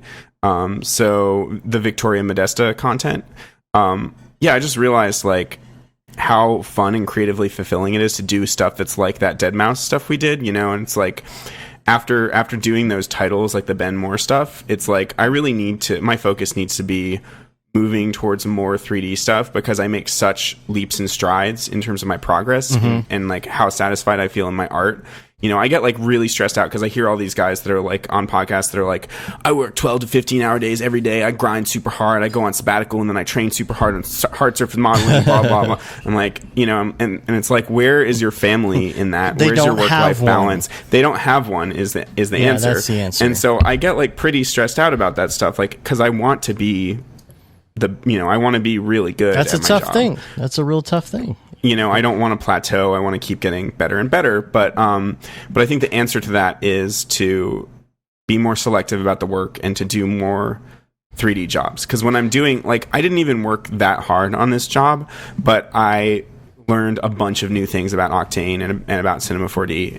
And just, and one nice thing was like, weirdly, a nice thing is that I don't have as many GPUs as I usually do. So I had I have two 980 Ti's because I'm in the process of moving to San Diego and my setup's all jacked right now. But I've got my two 980 Ti's in this tower. St. Diego. It means whales. Nice. And my 980M, which is, in my laptop. So basically I have two workstations that I can design on. But once all cylinders are firing and everything's rendering, I'm like, well, I'm done. Let's go get some burritos. So that's kind of nice. It was kind of like a break, but at the same time, I was like, the stuff I was doing, felt more creatively fulfilling. And and what else? And like it was a really fast turnaround thing, just like 3 days. But also a good opportunity to like reuse assets that I already had. So of course, the first thing I reached for is like the space stuff. And like because there were several clips that didn't even make the cut, so I just gave those to them, so that was cool. And I got to finally use that big like spaceship that I bought off of Turbo Squid. That was like $600. Did you not end up using that in the actual? I never used it in the actual that was piece. Such an epic shot too. I know love that you liked shot. it. Yeah, I'm glad you liked it. But yeah, I never used it. So I finally got to use it in this Victoria Modesta content. Nice. And then I used this asteroid complex that I made with all these futuristic buildings. And one other interesting thing that I've been doing lately is there's this dude in Richmond, Mark Lambert, who's like this high-level VFX supervisor. He's like worked on Harry Potter and all other huge films, just as like an on-set, VFX soup. But he's also started his own 360 video company. So he'll like go around to various places in the world, take 360 video, and then he's selling it to clients. But he asked me if I could do some renderings of my music video, but in 360. So I'm finally playing around with like that 360 panoramic camera in Octane. And it's really cool, except it took days and days to render, like because the resolution's 3840 by 1920 is what he wanted. Right. And I was doing a full, image sequence. So like a full on render. So it literally took like 3 or 4 days to render like one shot, you know? But that was cool. And it's so simple in Octane. You just set the camera to panoramic. And then one weird thing was I had some Z roll on some of my shots, where the camera's like doing a barrel roll. Yeah. Do a barrel roll. And, but that totally jacked up the renders, and it came out all warped and improperly stitched. So I guess that's why there's this tick box in panoramic camera called Keep Upright, which like fixed everything. So maybe I'm doing something wrong. Maybe you could, like, I don't know. Maybe you know something about that. I don't even remember that. I played with it a little, but I don't remember that option. Yeah, that was the only bummer because I wanted to keep that roll, but whatever, it still came out really cool looking. And the interesting thing is, like, when I output an MP4 After Effects of it, once all said and done, the default Windows player auto detects that it's VR, like 360. Oh, nice. And lets you spin it around. Yeah, which Windows is cool. Doing something convenient for a change. I know, right? And then Mark also recommended I download this GoPro free VR player, which worked a little more smoothly in that you could even change the focal length with your scroll wheel. So you just kind of scroll in and out, and the lens will get wider or longer. So you're kind of seeing like a smaller cutout of the image that you can then pan around. Does that make sense? Yeah, and you posted it on Facebook, right? Yeah, you can't do that on. Or I posted it on YouTube. You can't do that focal length thing on YouTube, but in the GoPro thing you could, Yeah, but the one you posted on, now I gotta go look it up, of course. Mm-hmm. I'm like looking at your post. I'm like, was that Octane? I'm like, no, that's your breakfast table. You should do that in Octane. Should do my breakfast table in Octane, yeah. Yes, Walkaway 360. Okay, so this is YouTube. Did you try uploading this to Facebook natively? No, not yet. I think Why? you should, because I think it auto detects. Oh, that's cool. Well, YouTube also auto detects. Like, I didn't have to do anything fancy. Oh, see, I don't see it on here because I'm a freaking fuddy-duddy using old Safari. What? Yeah, don't use Safari. Use Chrome, Chrome. that'll work just as well. And also, your phone will allow you to look around. Right. Your phone will use its like gyroscope to let you look around it. Yeah. That stuff. I'm looking at it in Chrome now. Cool. But yeah, you can even play it back, and look around as it's playing back. I'm looking at it right now. Cool. Space. So I did another one recently that's just going down that hall, which is the first shot of my music video, Yeah. And that one took forever. So like going all the way down that hall until the doors open.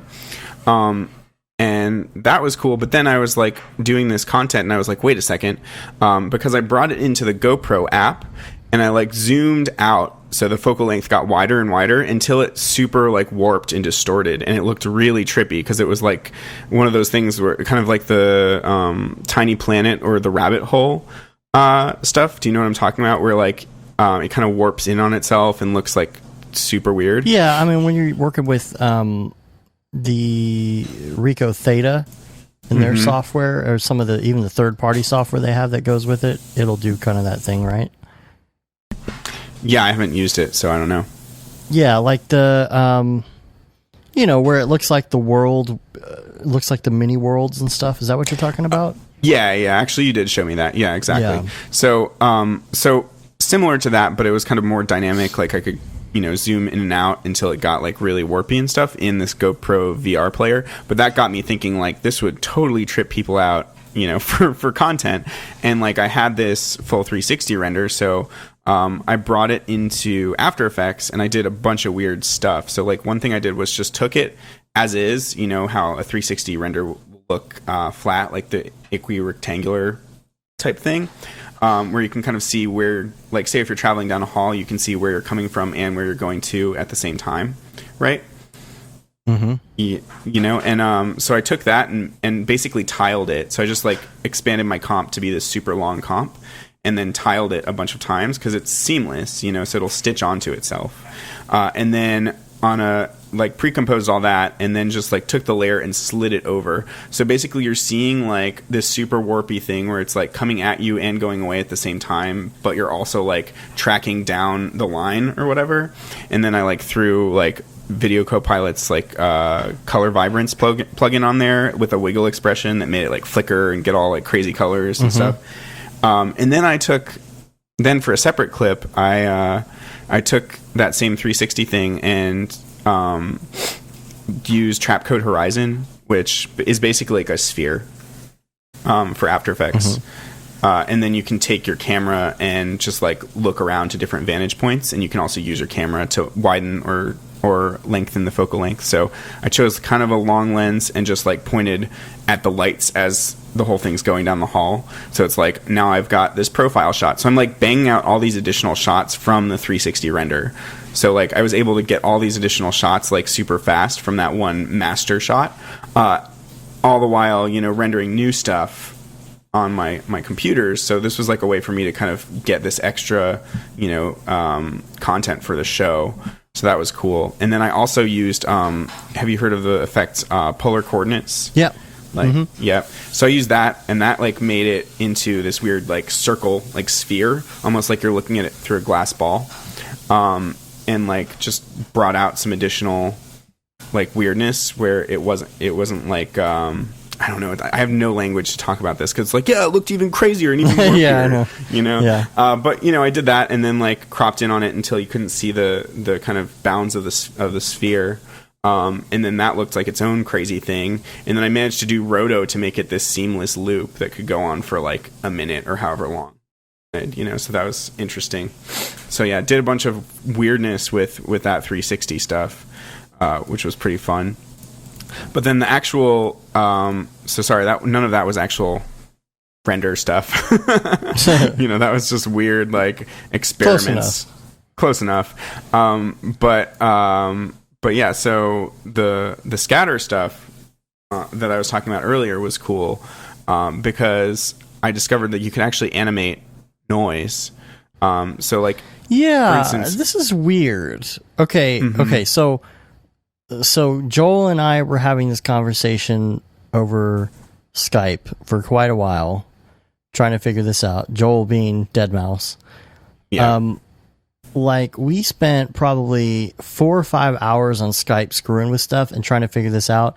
And now I don't know if this was just the version we were currently on, if something's changed, but we tried all sorts of stuff to animate noise within volumes, within fog volumes. So you apparently have figured this out. Yeah. And I don't understand how, because I racked my brain on this.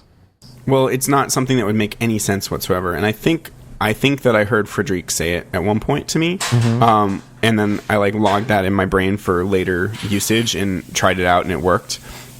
But it's if you keyframe the animation speed parameter in the noise, which makes no sense. Like usually you'd think you would just set the animation speed to a speed. Like the animation speed is 1, the animation speed is 50. This is how fast I want it to animate. But no, you have to keyframe it. So say you set it from 0 to at frame 0 and 1 at frame 400 or whatever.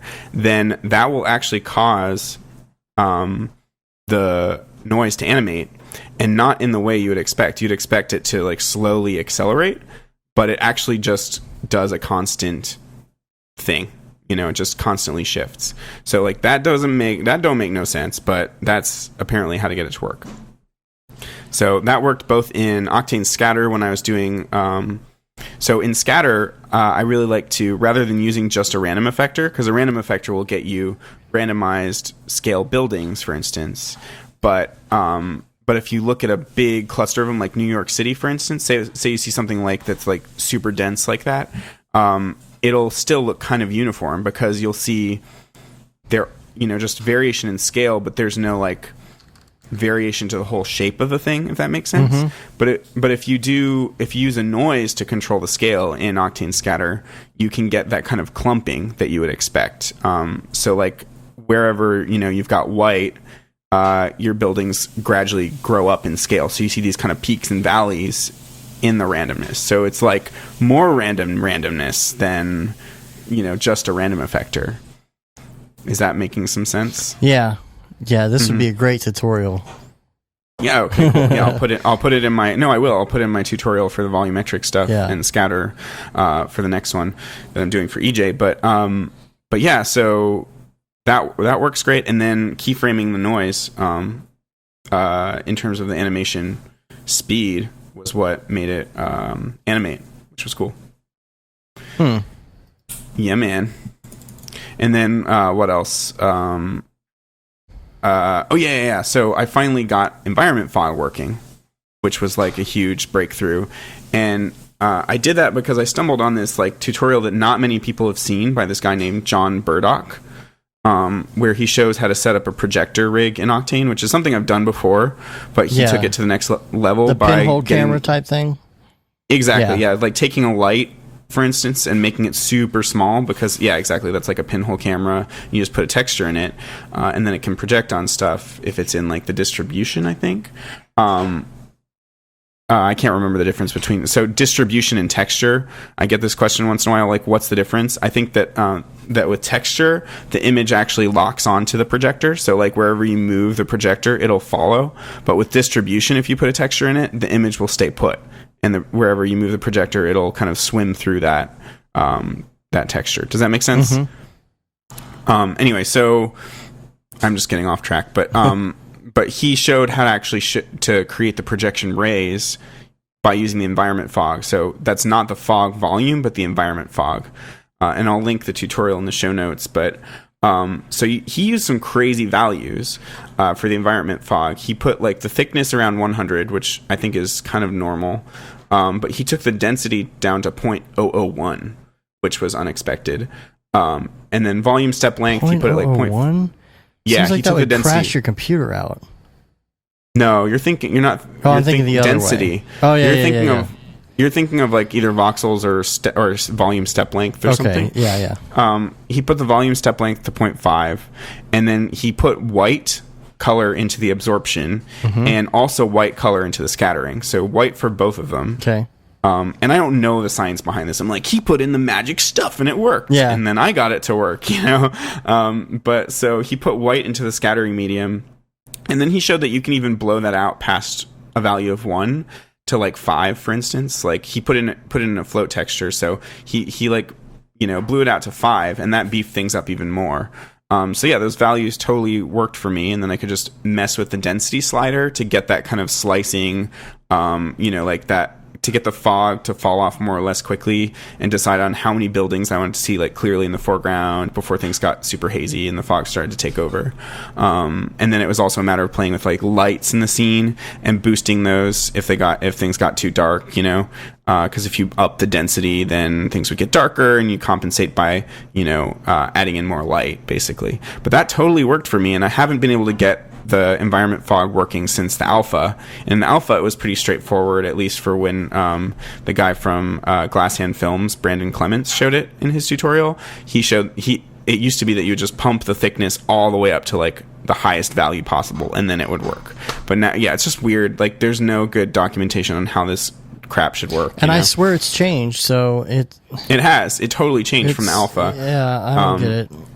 Oh, and the last parameter that I messed with was phase shift, which I think changes like the normals like of how the light is like bouncing in the fog or whatever. So like if you normally it's at 0, but if I increase that past 0, the fog would look less uniform and it would cluster more around the light source. So that would kind of look cool, as if there's like some big light source like that's volumetric beaming in from the top. Tutorials. So that was like a really cool look. Yeah, I got it. I'm on it. So that was pretty satisfying to figure that stuff out. And then the last thing I wanted to talk about that was useful was I did another shot. I think I showed you where I cloned the buildings and the greeble displacement stuff along the inside of a sphere. So it just looks like, I think it's the last shot I sent you today. So it's like you're skimming along the surface of this cityscape, but it's all curved upwards towards there's no like horizon that you can see. It's all curved upwards because it's all inside this big sphere.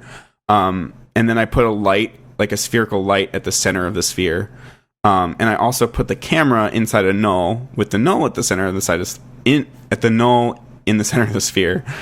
Does that make sense? So that I could just rotate the null and that would cause the camera to swing around the sphere really fast. So rather than having to have like the camera aligned to a spline that's circular. Okay. Yeah, I got you. Just a simple parent the camera to the null trick. That makes sense. But make sure the null's in the center of the sphere, and then you can just rotate the null and your camera will fly and skim along the ground. And it's a big enough sphere that it feels just kind of like you get this slight curvature. So all that was cool, but the issue was because I was skimming along the ground, I would hit buildings a lot of the time. The camera would hit the buildings. And I was like, oh, crap, I got to change the way I've rigged this up and put in a camera morph or something and like fly around the buildings and make it more complex. But then I was like, wait a second, you can use vertex maps in Scatter. So I just painted a vertex map in the few places where the instances were in the way of the camera. And then use that to basically kill those instances. Oh, okay. That makes sense.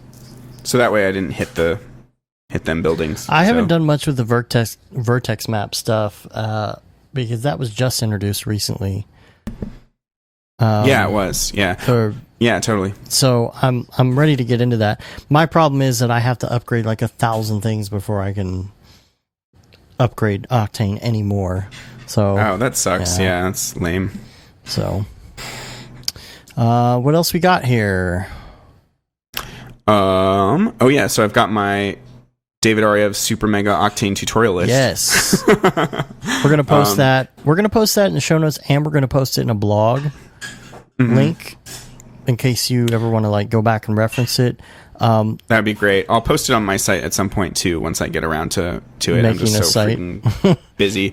But so I've gotten this question like a bajillion times, like, how did you learn Octane? Like, what resources did you use? You know, there are not very many tutorials out there. I'm like, basically I just scoured the internet and acted all obsessive about it until I found all the tutorials. But then, you know, people are like, you know, where are these tutorials? So I kind of collected them in a list and would send them to people and they'd be like, holy crap, you know, I haven't seen like 80% of these. And I'm, you know, it's like, well, you didn't Google hard enough, I guess. But work on your Google. It's gotten to the right, exactly. But it's gotten to the point where it's like a good resource and I feel like it should be shared with people. And it's just like it's really frustrating to have to like dig and dig until you find good tutorials. So this is kind of my guide to just learning Octane, like what are all the resources out there? Because, you know, nobody else has done it. So I was like, all right. So I just kind of collected everything into a Google Doc and I'm just going to keep it open so that I can keep adding, you know, more as I discover more. So if any listeners have additional tutorials that they think are good on Octane that I may have missed, I don't think so because I'm an obsessive freak about this. Then they can, you know, send them in and I'll add them to the list and stuff. But so got all the Brograph ones in there. Yeah. Oh, I totally do. I mean, for stuff like that, I just list the channel. I'm just like, Brograph has a ton, you know, dig through yourself or whatever. I'm not going to list every single one. We have a playlist one-offs. That's all the Octane stuff in a playlist. Mm-hmm. So totally. That's helpful. Yeah. Hopefully that'll be good for people. What else? What else, Dave? Okay, so the project lights, semi-permanent. Oh yeah. So everybody should check out this video. It'll be in the show notes. Weirdly, it's Redshift, which is insane. Looks good. Looks real good. It looks so good. Yeah, I mean, semi-permanent 2015 is the one I always obsess about, and that you guys couldn't remember last week, and it drove me crazy. Raoul Marx, that guy that I mention every 5 minutes. That guy, That guy, we couldn't remember him. Matt and I are like the worst about names. Well, it was you and Zubair, but yeah. Oh yeah, that's right. Zubair fails too. Yeah. But yeah, so this is probably the coolest motion design piece I've seen in months. And yeah, it's cool because it's Redshift for sure, but it just looks, I love the lighting and the way that one scene will cut into another and the flow of the whole piece. And it's got that squiggly stuff, man. Like the Man vs. Machine piece called Versus that they did with all the fighting animals. Yeah. And how at the end, like, Simon Holmendahl made all the animals explode with like gooey rainbow squiggle guts. Yeah. That's just Houdini, because Houdini's like, that's what Houdini does, is like that, those crazy simulations and stuff. But they've got that same look here, and I'm pretty sure that technique is called reaction diffusion, which is actually like this crazy weird biological process that can be simulated. So that's like one of the things you can do in Houdini. It's I guess a biological process.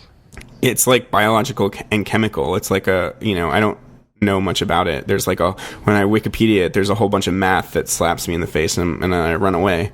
But is it okay? Is it kind of like the game, what's the game called? Is it called, oh crap. What is it called? It's not called Life. It's called, crap. What are you thinking of? There's a game that does this. Like it does, you can find it on the old Nokia phones and stuff. Dang it, what is it called? Yeah, I don't know. Sorry. Well, I'll keep talking while you think of that. It's funny when you type it into Google, you get a still shot from Diffusion. Oh, cool. On Vimeo. That's crazy. The video that you're about to talk about. Yeah. Oh, cool. So yeah, interestingly, like, this guy I used to work with in Charlottesville, his name's Jonah Tobias. He figured out how to get real-time reaction diffusion in C4D using a Tools 4D plugin called Topology Maps. So that can go in the show notes. Okay. And then someone else in that link actually figured out how to do it natively in C4D with a bunch of like deformers and madness. So again, like, maybe I don't need Houdini ever, like, I always feel like, people are like, dude, you gotta try out Houdini, and then I like try it and it's like banging my head against the wall and it's so hard. And then there's always like other tools that you can use, like Turbulence FD and things that would take the place of Houdini, X particles, and it seems like there's usually a workaround for most things until you get like super down the rabbit hole, But this is an interesting conversation that I've been having a lot with people that, I met this guy, for instance, in San Diego, who's like this awesome artist and technician, and he's gotten super into Houdini, and he's like convinced he's going to show me the ropes and get me into it, and that it's way easier than it used to be just a few years ago. And, I can see going into Houdini maybe and learning it for like very specific tasks, like producing clouds or whatever, like VDBs or something like this, right. Reaction diffusion, like or some sort of sim, but like, but if I go in without that, like, where it's like I did the first time where I'm like, I'm just going to learn all of Houdini, then I just feel like it's like a setup for failure, because it's like, you just get hit with that math wall, and it's just so technical and like, but yeah, I feel like if I go in with just like, I want to make, a wave, or I want to make one explosion or something, then maybe it would be better. But I keep saying this thing, which is like, I could spend the next 5 or 10 years learning Houdini, or I could take that same time to learn hard surface modeling, rigging, good character animation, Substance Painter, right. Substance Designer, 3D Coat, more World Machine, Marvelous Designer, Fusion 360, Forester, more X Particles, more Real Flow, Turbulence FD. Like, I've just got this like massive list of programs that I would rather, spend my time learning. And in that same time, I could learn all that software, and then my art would be like way better for it, Right. And like the fact is, like, Houdini is like a tool that's designed with a pipeline in mind, for like this massive VFX pipeline where each artist is a specialist and passing down an assembly line, and it takes nothing for granted, which means you have absolute control, kind of like with Nuke over the software. You're essentially like writing whatever you want. But with that comes a major lack of like shortcuts and flexibility that individual artists, expect with something like C4D. Yeah. But yeah, the conversation I had with this dude in San Diego is that he's like developed a bunch of tools, for Houdini that I could start to potentially like use. Like there's that bridge now. So like that's what I keep saying is like I would rather have somebody that's like way more technical make some cool tools like slicers or voxelizers. I think he made something that allows you to just put in any geo you want, and then that outputs some VDB that's like a cloud shape of that thing. So like stuff like that is super cool, and we could make use of those tools versus like going in there and trying to just spend countless hours learning Houdini. A lot of people have asked lately, like, how can you just take a shape and bring that in as some sort of cloud inside of Octane? And like, my answer is always like, just, learn the easiest bit of Houdini and you'll be able to do it. It's really not that hard. One thing you can do though that I saw in one of Mitch Meyer's what are they called? Just that like that motionographer thing, step by step. He did one where he made a planet's atmosphere, and you can put a sphere in the fog volume, and it'll conform to the shape of a sphere. And that's it. You can't use any other primitive. You can use a sphere, and it'll make a sphere. Weird. So if you want to make an atmosphere, it's really good for that. But that's about it. He just went full contract, by the way. Yeah, that's so awesome. Yeah, I want to work with that dude. He's so good. Yeah, and he has a cool mustache. Yeah, he has such a good mustache. Exactly. But yeah, he was actually asking me like, how did I make the jump into freelance and stuff? And I kind of encouraged him to do it, because he's the only 3D artist at his company, and like, what's the point of being at a company full time? I mean, yeah, there's definitely security and benefits and all that stuff, but if you're just in a vacuum and you don't have any other artists to work with and collaborate with, then I feel like it's pointless. And it's like way better to have your own flexibility, choose your own projects. And he was like, I love whoring myself out, and like going and finding work. So hopefully I think he'll be natural at it, and I hope to work with him. And his mustache. And his mustache. Yeah, well, that's a separate person. You have to work with his mustache separately. His mustache gets a separate contract. I have to sign a contract with him, and then when it's... Exactly, you got it. His mustache does all the producing. Yeah. Okay, that game, I think it was called Evolve. Evolve? I've been racking my brain about it. It's called Evolve. I'm thinking maybe that's the same algorithm, but I don't know. Yeah. Totally. Anyway. And then the last cool thing I think about like this conversation I was having with this dude is that it was like really attractive for him to work with me locally, which is weird for like CG. Like usually you wouldn't care that much because he's just a freelancer too. But because he's so balls deep in Houdini, for lack of a better expression, Houdini's a cache monster, right? So he outputs like hundreds of gigabytes worth of cache data, and that kind of stuff you can't send over to somebody through Dropbox. So it's like the old editing workflow. He's got to like hand me a hard drive. So he's like, yeah, dude, you're 20 minutes away. I can write this crazy, create this crazy stuff in Houdini, output an Alembic cache, sequence that's like, hundreds of gigs. Jeez. Just give it to you in person. You can bring that into Cinema 4D and it'll play it just fine, run it just fine, and then you can do the lighting and texturing and that I don't want to do. He's like, he wants to do the technical stuff. And I'm like, well, that's cool because I hate the technical stuff. I want to do the pretty stuff. I want to, make it look pretty and add the motion blur and shallow up the field and lighting and texturing. So that could be like a really good like workflow and partnership. So yeah, that's pretty cool. So interesting stuff. What else we got? I don't know. I've been just, hustling in San Diego, going to meetups. Went to this crazy photogrammetry meetup in LA. Nice. Which was cool. And I got to meet my friend Tony Coppolillo, IRL, who I've been talking to this dude for years, and he's the guy that did that heart piece for us on the Dead Mouse visuals. Oh, the beating heart. You posted a picture with him, right? Exactly, yeah. And he did, like, for 10 years, he worked his way up in the movie poster industry and worked with David Fincher in person on films like he did the Social Network movie poster, Girl with the Dragon Tattoo. So he got to like the top of his game, and he's like, screw this, I'm gonna go, you know, make indie level VFX and be a one-man band guy and do Cinema 4D stuff.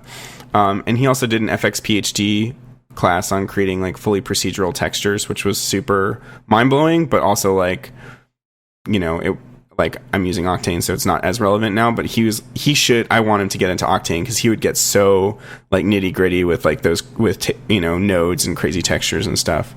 But yeah, I'm trying to convince him to do that, and he's like, but he's all Mac, so that's his issue, and he's like, I don't want to invest $10,000 it would take to get up and running with a PC. I'm like, no, dude, it's going to be like $3,000 to $4,000. Yeah. So it's interesting that people are like kind of stuck in the mindset that it's the opposite. You know, the Mac mindset, yeah, that it's going to be super expensive or whatever. Yeah, I mean, just to have like a top of the line Mac right now, trash can is $10,000. It's not the other way. Totally. Exactly. No, I mean that's but if you're in that Mac mindset, you just assume the hardware is super expensive, and like Octane seems like super glamorous or whatever. You know, it's like, oh, these pretty renders, it's going to be so much more expensive, but it's not. You know. Yeah. Physical is more expensive because you got to send it to render farms. So. But yeah, so that was fun, and it's always fun meeting up with like longtime internet friends for the first time. In real life, he was like, wow, your eyes are so blue. Yeah, and then the photogrammetry thing was pretty cool. Like, it was all about this guy who had this he did this thing called gigapixel, which was like basically a giant panoramic thing, like 1 billion pixels, you know, and where you could like zoom in from the level of seeing like the whole mountain all the way into seeing individual people on the mountain, like hikers or whatever. And so he had this, you know, company that was solely devoted to photogrammetry. So it was like really specialist VFX type stuff. Actually, he had come from a total VFX background into the, you know, starting his own company. So this guy was like such a good presenter because he'd been in the industry for 30 years and was so comfortable just speaking, you know, like just going on long, like none of it was like demoing. It was all just speaking about his work and all that. And that was impressive to me because like for my NAB talk, like I had like the first 5 minutes were maybe like me just, you know, going on this monologue. And that was like terrifying to me, you know, versus like, and then like I got to do my clicky buttons demo stuff, which is like way more comfortable, you know. But this dude was just like jamming the whole time, talking about all this. Yeah, you know, just that is one thing about like speaking at something like that. Once you get into the clicky buttons part, it's so much easier. Yeah, it's so much easier. But yeah, this dude, like one of his pet projects was he got tons of pano photographers to come in and gather all in Yellowstone and simultaneously take these gigapixel shots using the, you know, these pano heads or whatever. So he gave them they all had their own version of these gigapixel cameras, which are insanely high res. They're like 72K, you know. So yeah, and so he got them all to go on different parts of Yellowstone on all these different mountains. And the original purpose of this was like actually for a researcher that didn't have like much of a budget, but found out that like his gigapixel shots allowed him to compare the mountain ranges before and after and like get all this important data on cliffs like crumbling and stuff in Yellowstone. So they did this kind of like as a you know, benefit to this guy or whatever. But so they all went on different parts of the park at once and all shot the same, or these, you know, massive photos. But then he took it and used it for his own crazy purposes and reconstructed all of Yellowstone Park, you know, like basically doing that camera projection thing, but with these massive freaking images, and also using photogrammetry, like the best photogrammetry software to reconstruct all this geometry and texture all this geometry. So he essentially had this full photoreal you know, entire freaking Yellowstone National Park. I wonder what program like, to fly he around. used for it. Did he say? Maya is able to handle that. Yeah. It does photogrammetry stuff? Native? Oh, you mean for the photogrammetry? Yeah. Oh, I forget. Yeah, I knew you were going to ask me that. Was it Agisoft or one of those? It's not. Agisoft is like the second best. He had one that was even better, and not like forget Pix the name 4D of it. or something. No, it was the best one, and apparently really hard to use. But yeah, I forget what it was. Because I have the Agisoft, I've used that quite a bit. It's good. Yeah, that's like the second best one supposedly. But anyway, so one crazy thing he did, because he's like just kind of a mad scientist brain. So once he had this whole basically digital model of the park, he decided to render it from an orthographic view. So like weird, basically looks like a huge pano, but it's not, because it's taken from all these different vantage points and it's the entire geometry. So you could see all of these waterfalls and places that should have been inaccessible, like where you can't see these things from any normal point in the park. Right. So like, and then he printed out this massive banner and put it in some either gallery or some public place, and people, most people would like walk by and be like, oh, this is really cool, panoramic photo. Basically, I can see all the detail, because it's like you could get like super up to it and see like how much resolution there was.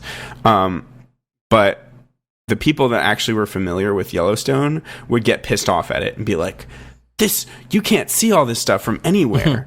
Like, this is, I'm seeing like all these like special crevices and waterfalls that I shouldn't be able to see from any vantage point, or like, El Cap with this other mountain range. Like, it's just impossible. And so like he created this impossible, shot. So yeah, it was a really fun presentation for sure. Is that posted somewhere already, or?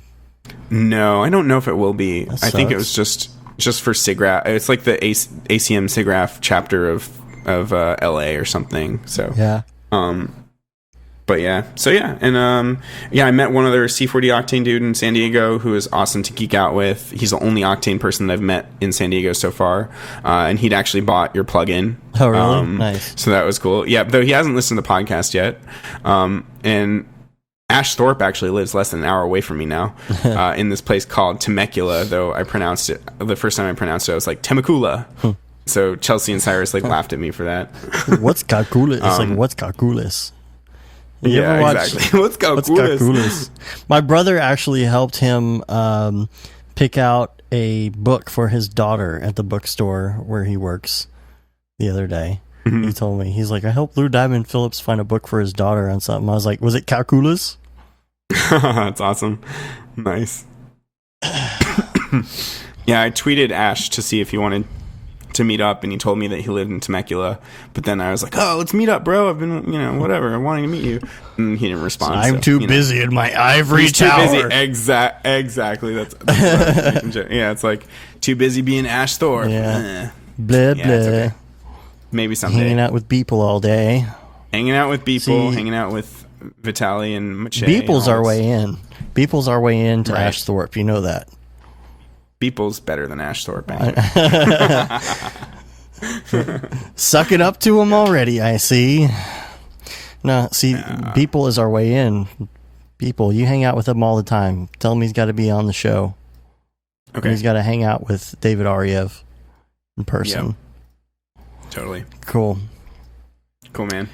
All right, one last thing I wanted to get into here before we go. Okay, cool.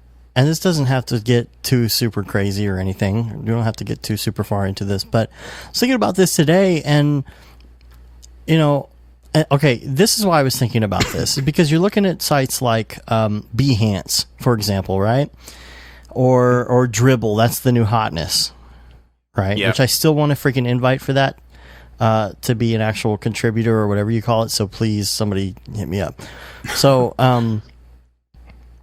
there's a name for it. I forget what you're called if you actually contribute on Dribble. There's a name for it. Anyway, if you're on those sites, you see the quality of work that people do, right?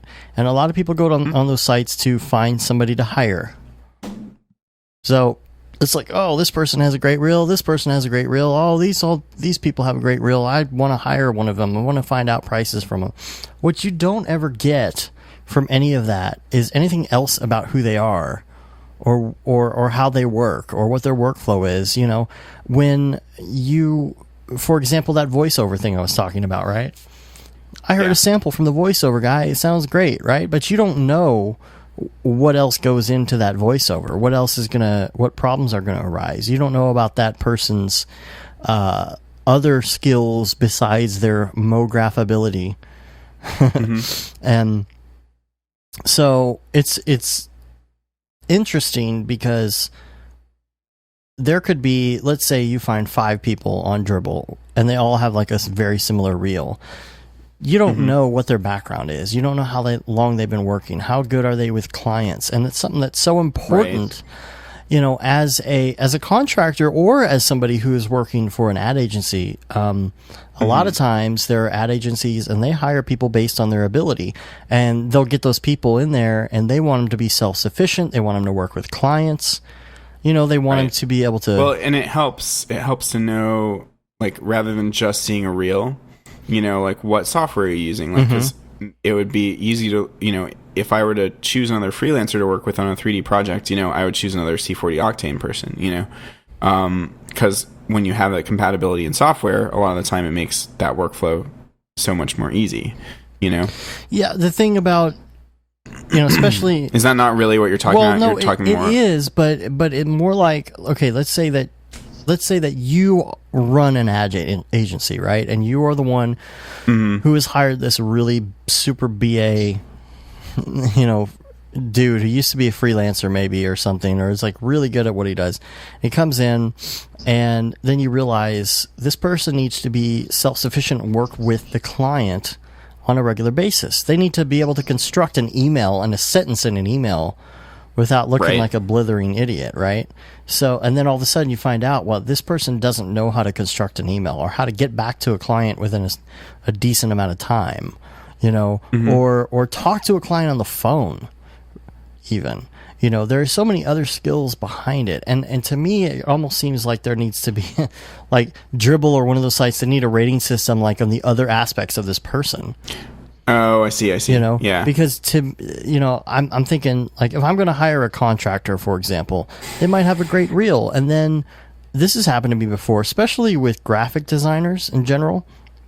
Not necessarily 3D guys as much, but like a regular graphic designer, to where there might be a guy who is maybe a 7 out of a 10. But every time I send him something, he's going to get back to me right away. He's going to do the changes when I say. If I say I need to work on this tomorrow morning, automatically in his head, he's going to think, well, if Dave needs to work on this tomorrow morning, I need to have it done tonight. Therefore, I need to start on it this morning and get it done so that I can actually have it. You know, so those are the kind of things that I look for in a designer, because I'm like, you know, I need to be able to, you know, work with somebody who can do that or can be self-sufficient. If I'm an ad agency and I'm or, you know, even a post house or something, for example, and I'm like, okay, I need you to take care of this. I need you to call the client and ask them what they want. And they get on the phone with them and they talk to the client. The client tells them what they want and they don't write any of it down. You know, and they're just like, terrible, okay, well, I'll just do it. And then they do it. They didn't remember because they didn't write it down. You know, that kind of a thing. Notes. They didn't take notes. And so they don't do all of the things that they said they were going to do. Then the client's upset about that. Like, there's so much more, especially, I guess this is for people who are just starting out. Like, even if you're good, it doesn't mean that you're necessarily going to get along with certain people or that you're going to be successful, even for that matter. You know, there's so much more to it if you want to be successful. If you're going to go out on your own, oh man, if you're going to go out on your own and be a contractor, there's so much more you have to know besides being good at your craft. You have to be able to talk to people on the phone, and that's like one of the biggest things right there. Working as a contractor, you are the salesperson, you're the artist, you are the boss, you are everything. So you have to be able to get on the phone and say, and number one, have a conversation, of course, but then to be able to interact and not be a freaking hermit or, you know, or whatever. You know, you have to be good at all aspects. And so it's just... So your idea is like Uber for for contractors. Yeah, that's the thing. Like, I'm not the person who's going to make this site or whatever, but like there needs to be some other criteria involved. Yeah, besides, it's not purely the work and the reel, because you could be a dick to work with, or just unresponsive or not good communicator, not good collaborator. There's a million different things that go into it. Or, I mean, sure. you know... And I mean, a lot of that comes out in the wash because those people don't necessarily get rehired or they, you know, like...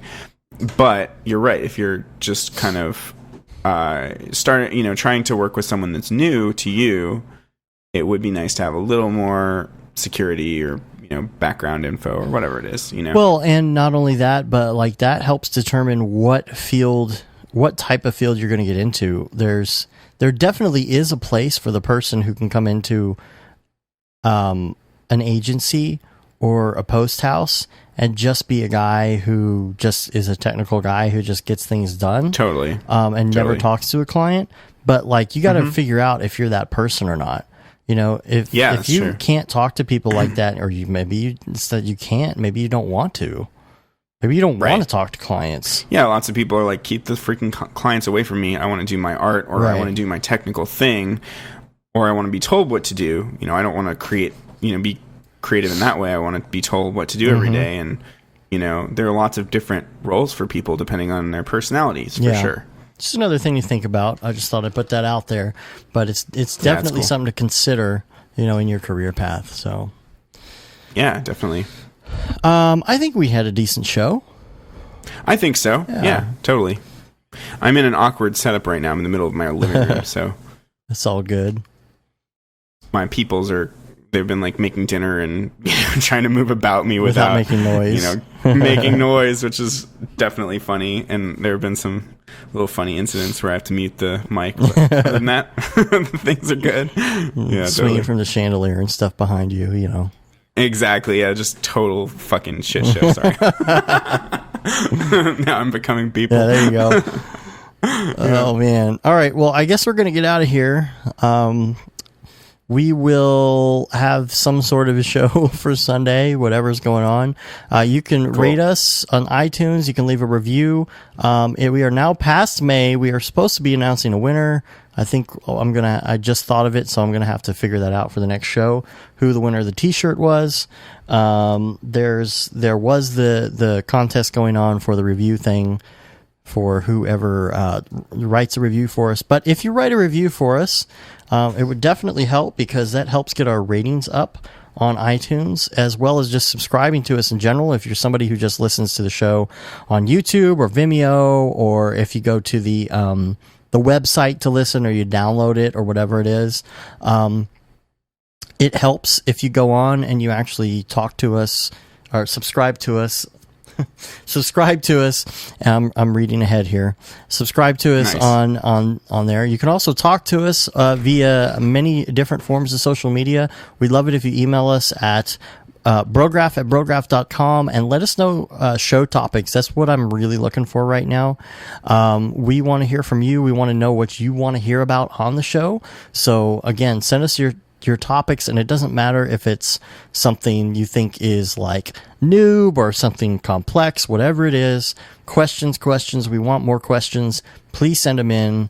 We want to hear if it's about hardware, if it's about software, if it's about render engines, Cinema 4D, After Effects, the business aspects of everything. Just let us know what you want to hear about. We'd love to talk about it on the show.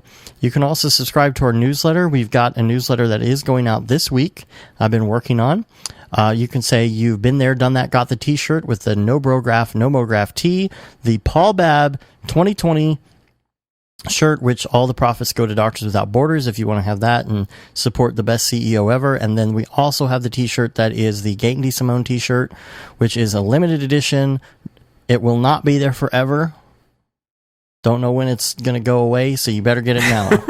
You guys just make it seem cool, like even cooler by calling it limited edition.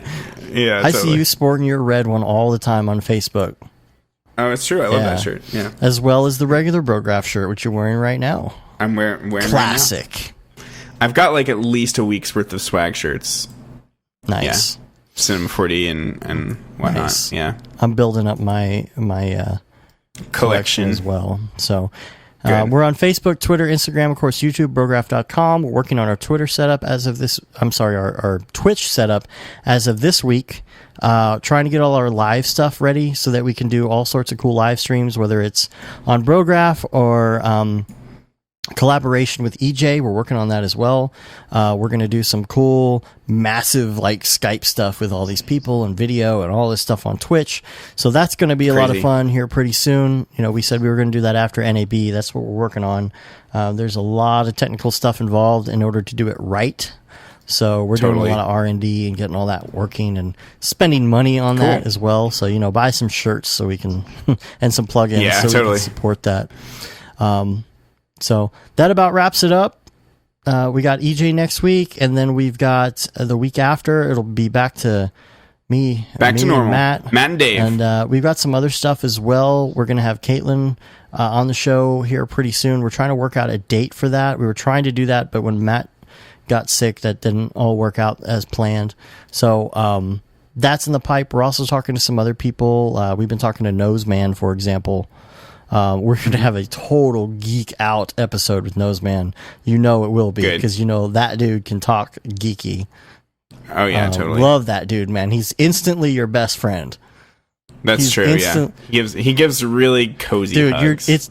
When you meet Noseman, you're definitely automatically in hug status with that guy. It just happens. That's true. It just happens. So that wraps it up, man. Thanks for being on. Thanks for filling in. Yeah, thanks for having me, man. Yeah. And I'm going to finish off this bottle of Fireball, possibly. Nice. I finished my beer already, but you've got a lot more alcohol there. I know. You need some more, man. Yeah. All right. Until next week, I'm Dave. I'm David. Have a good one. Later, bros.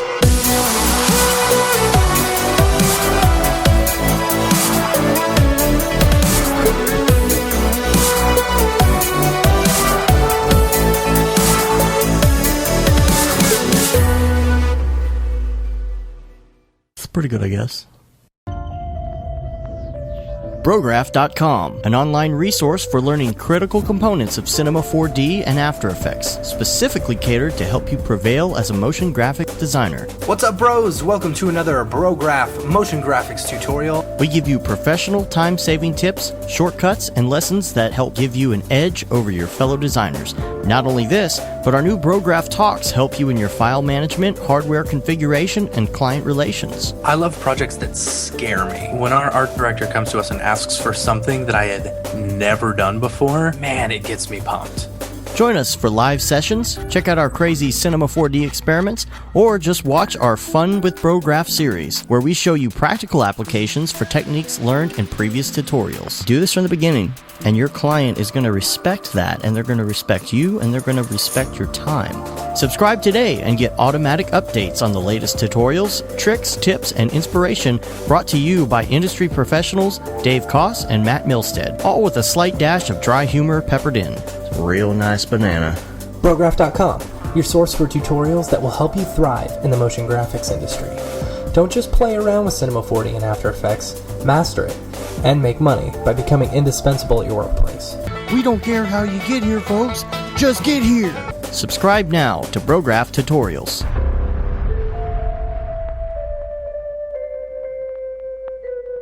It's pretty good, I guess.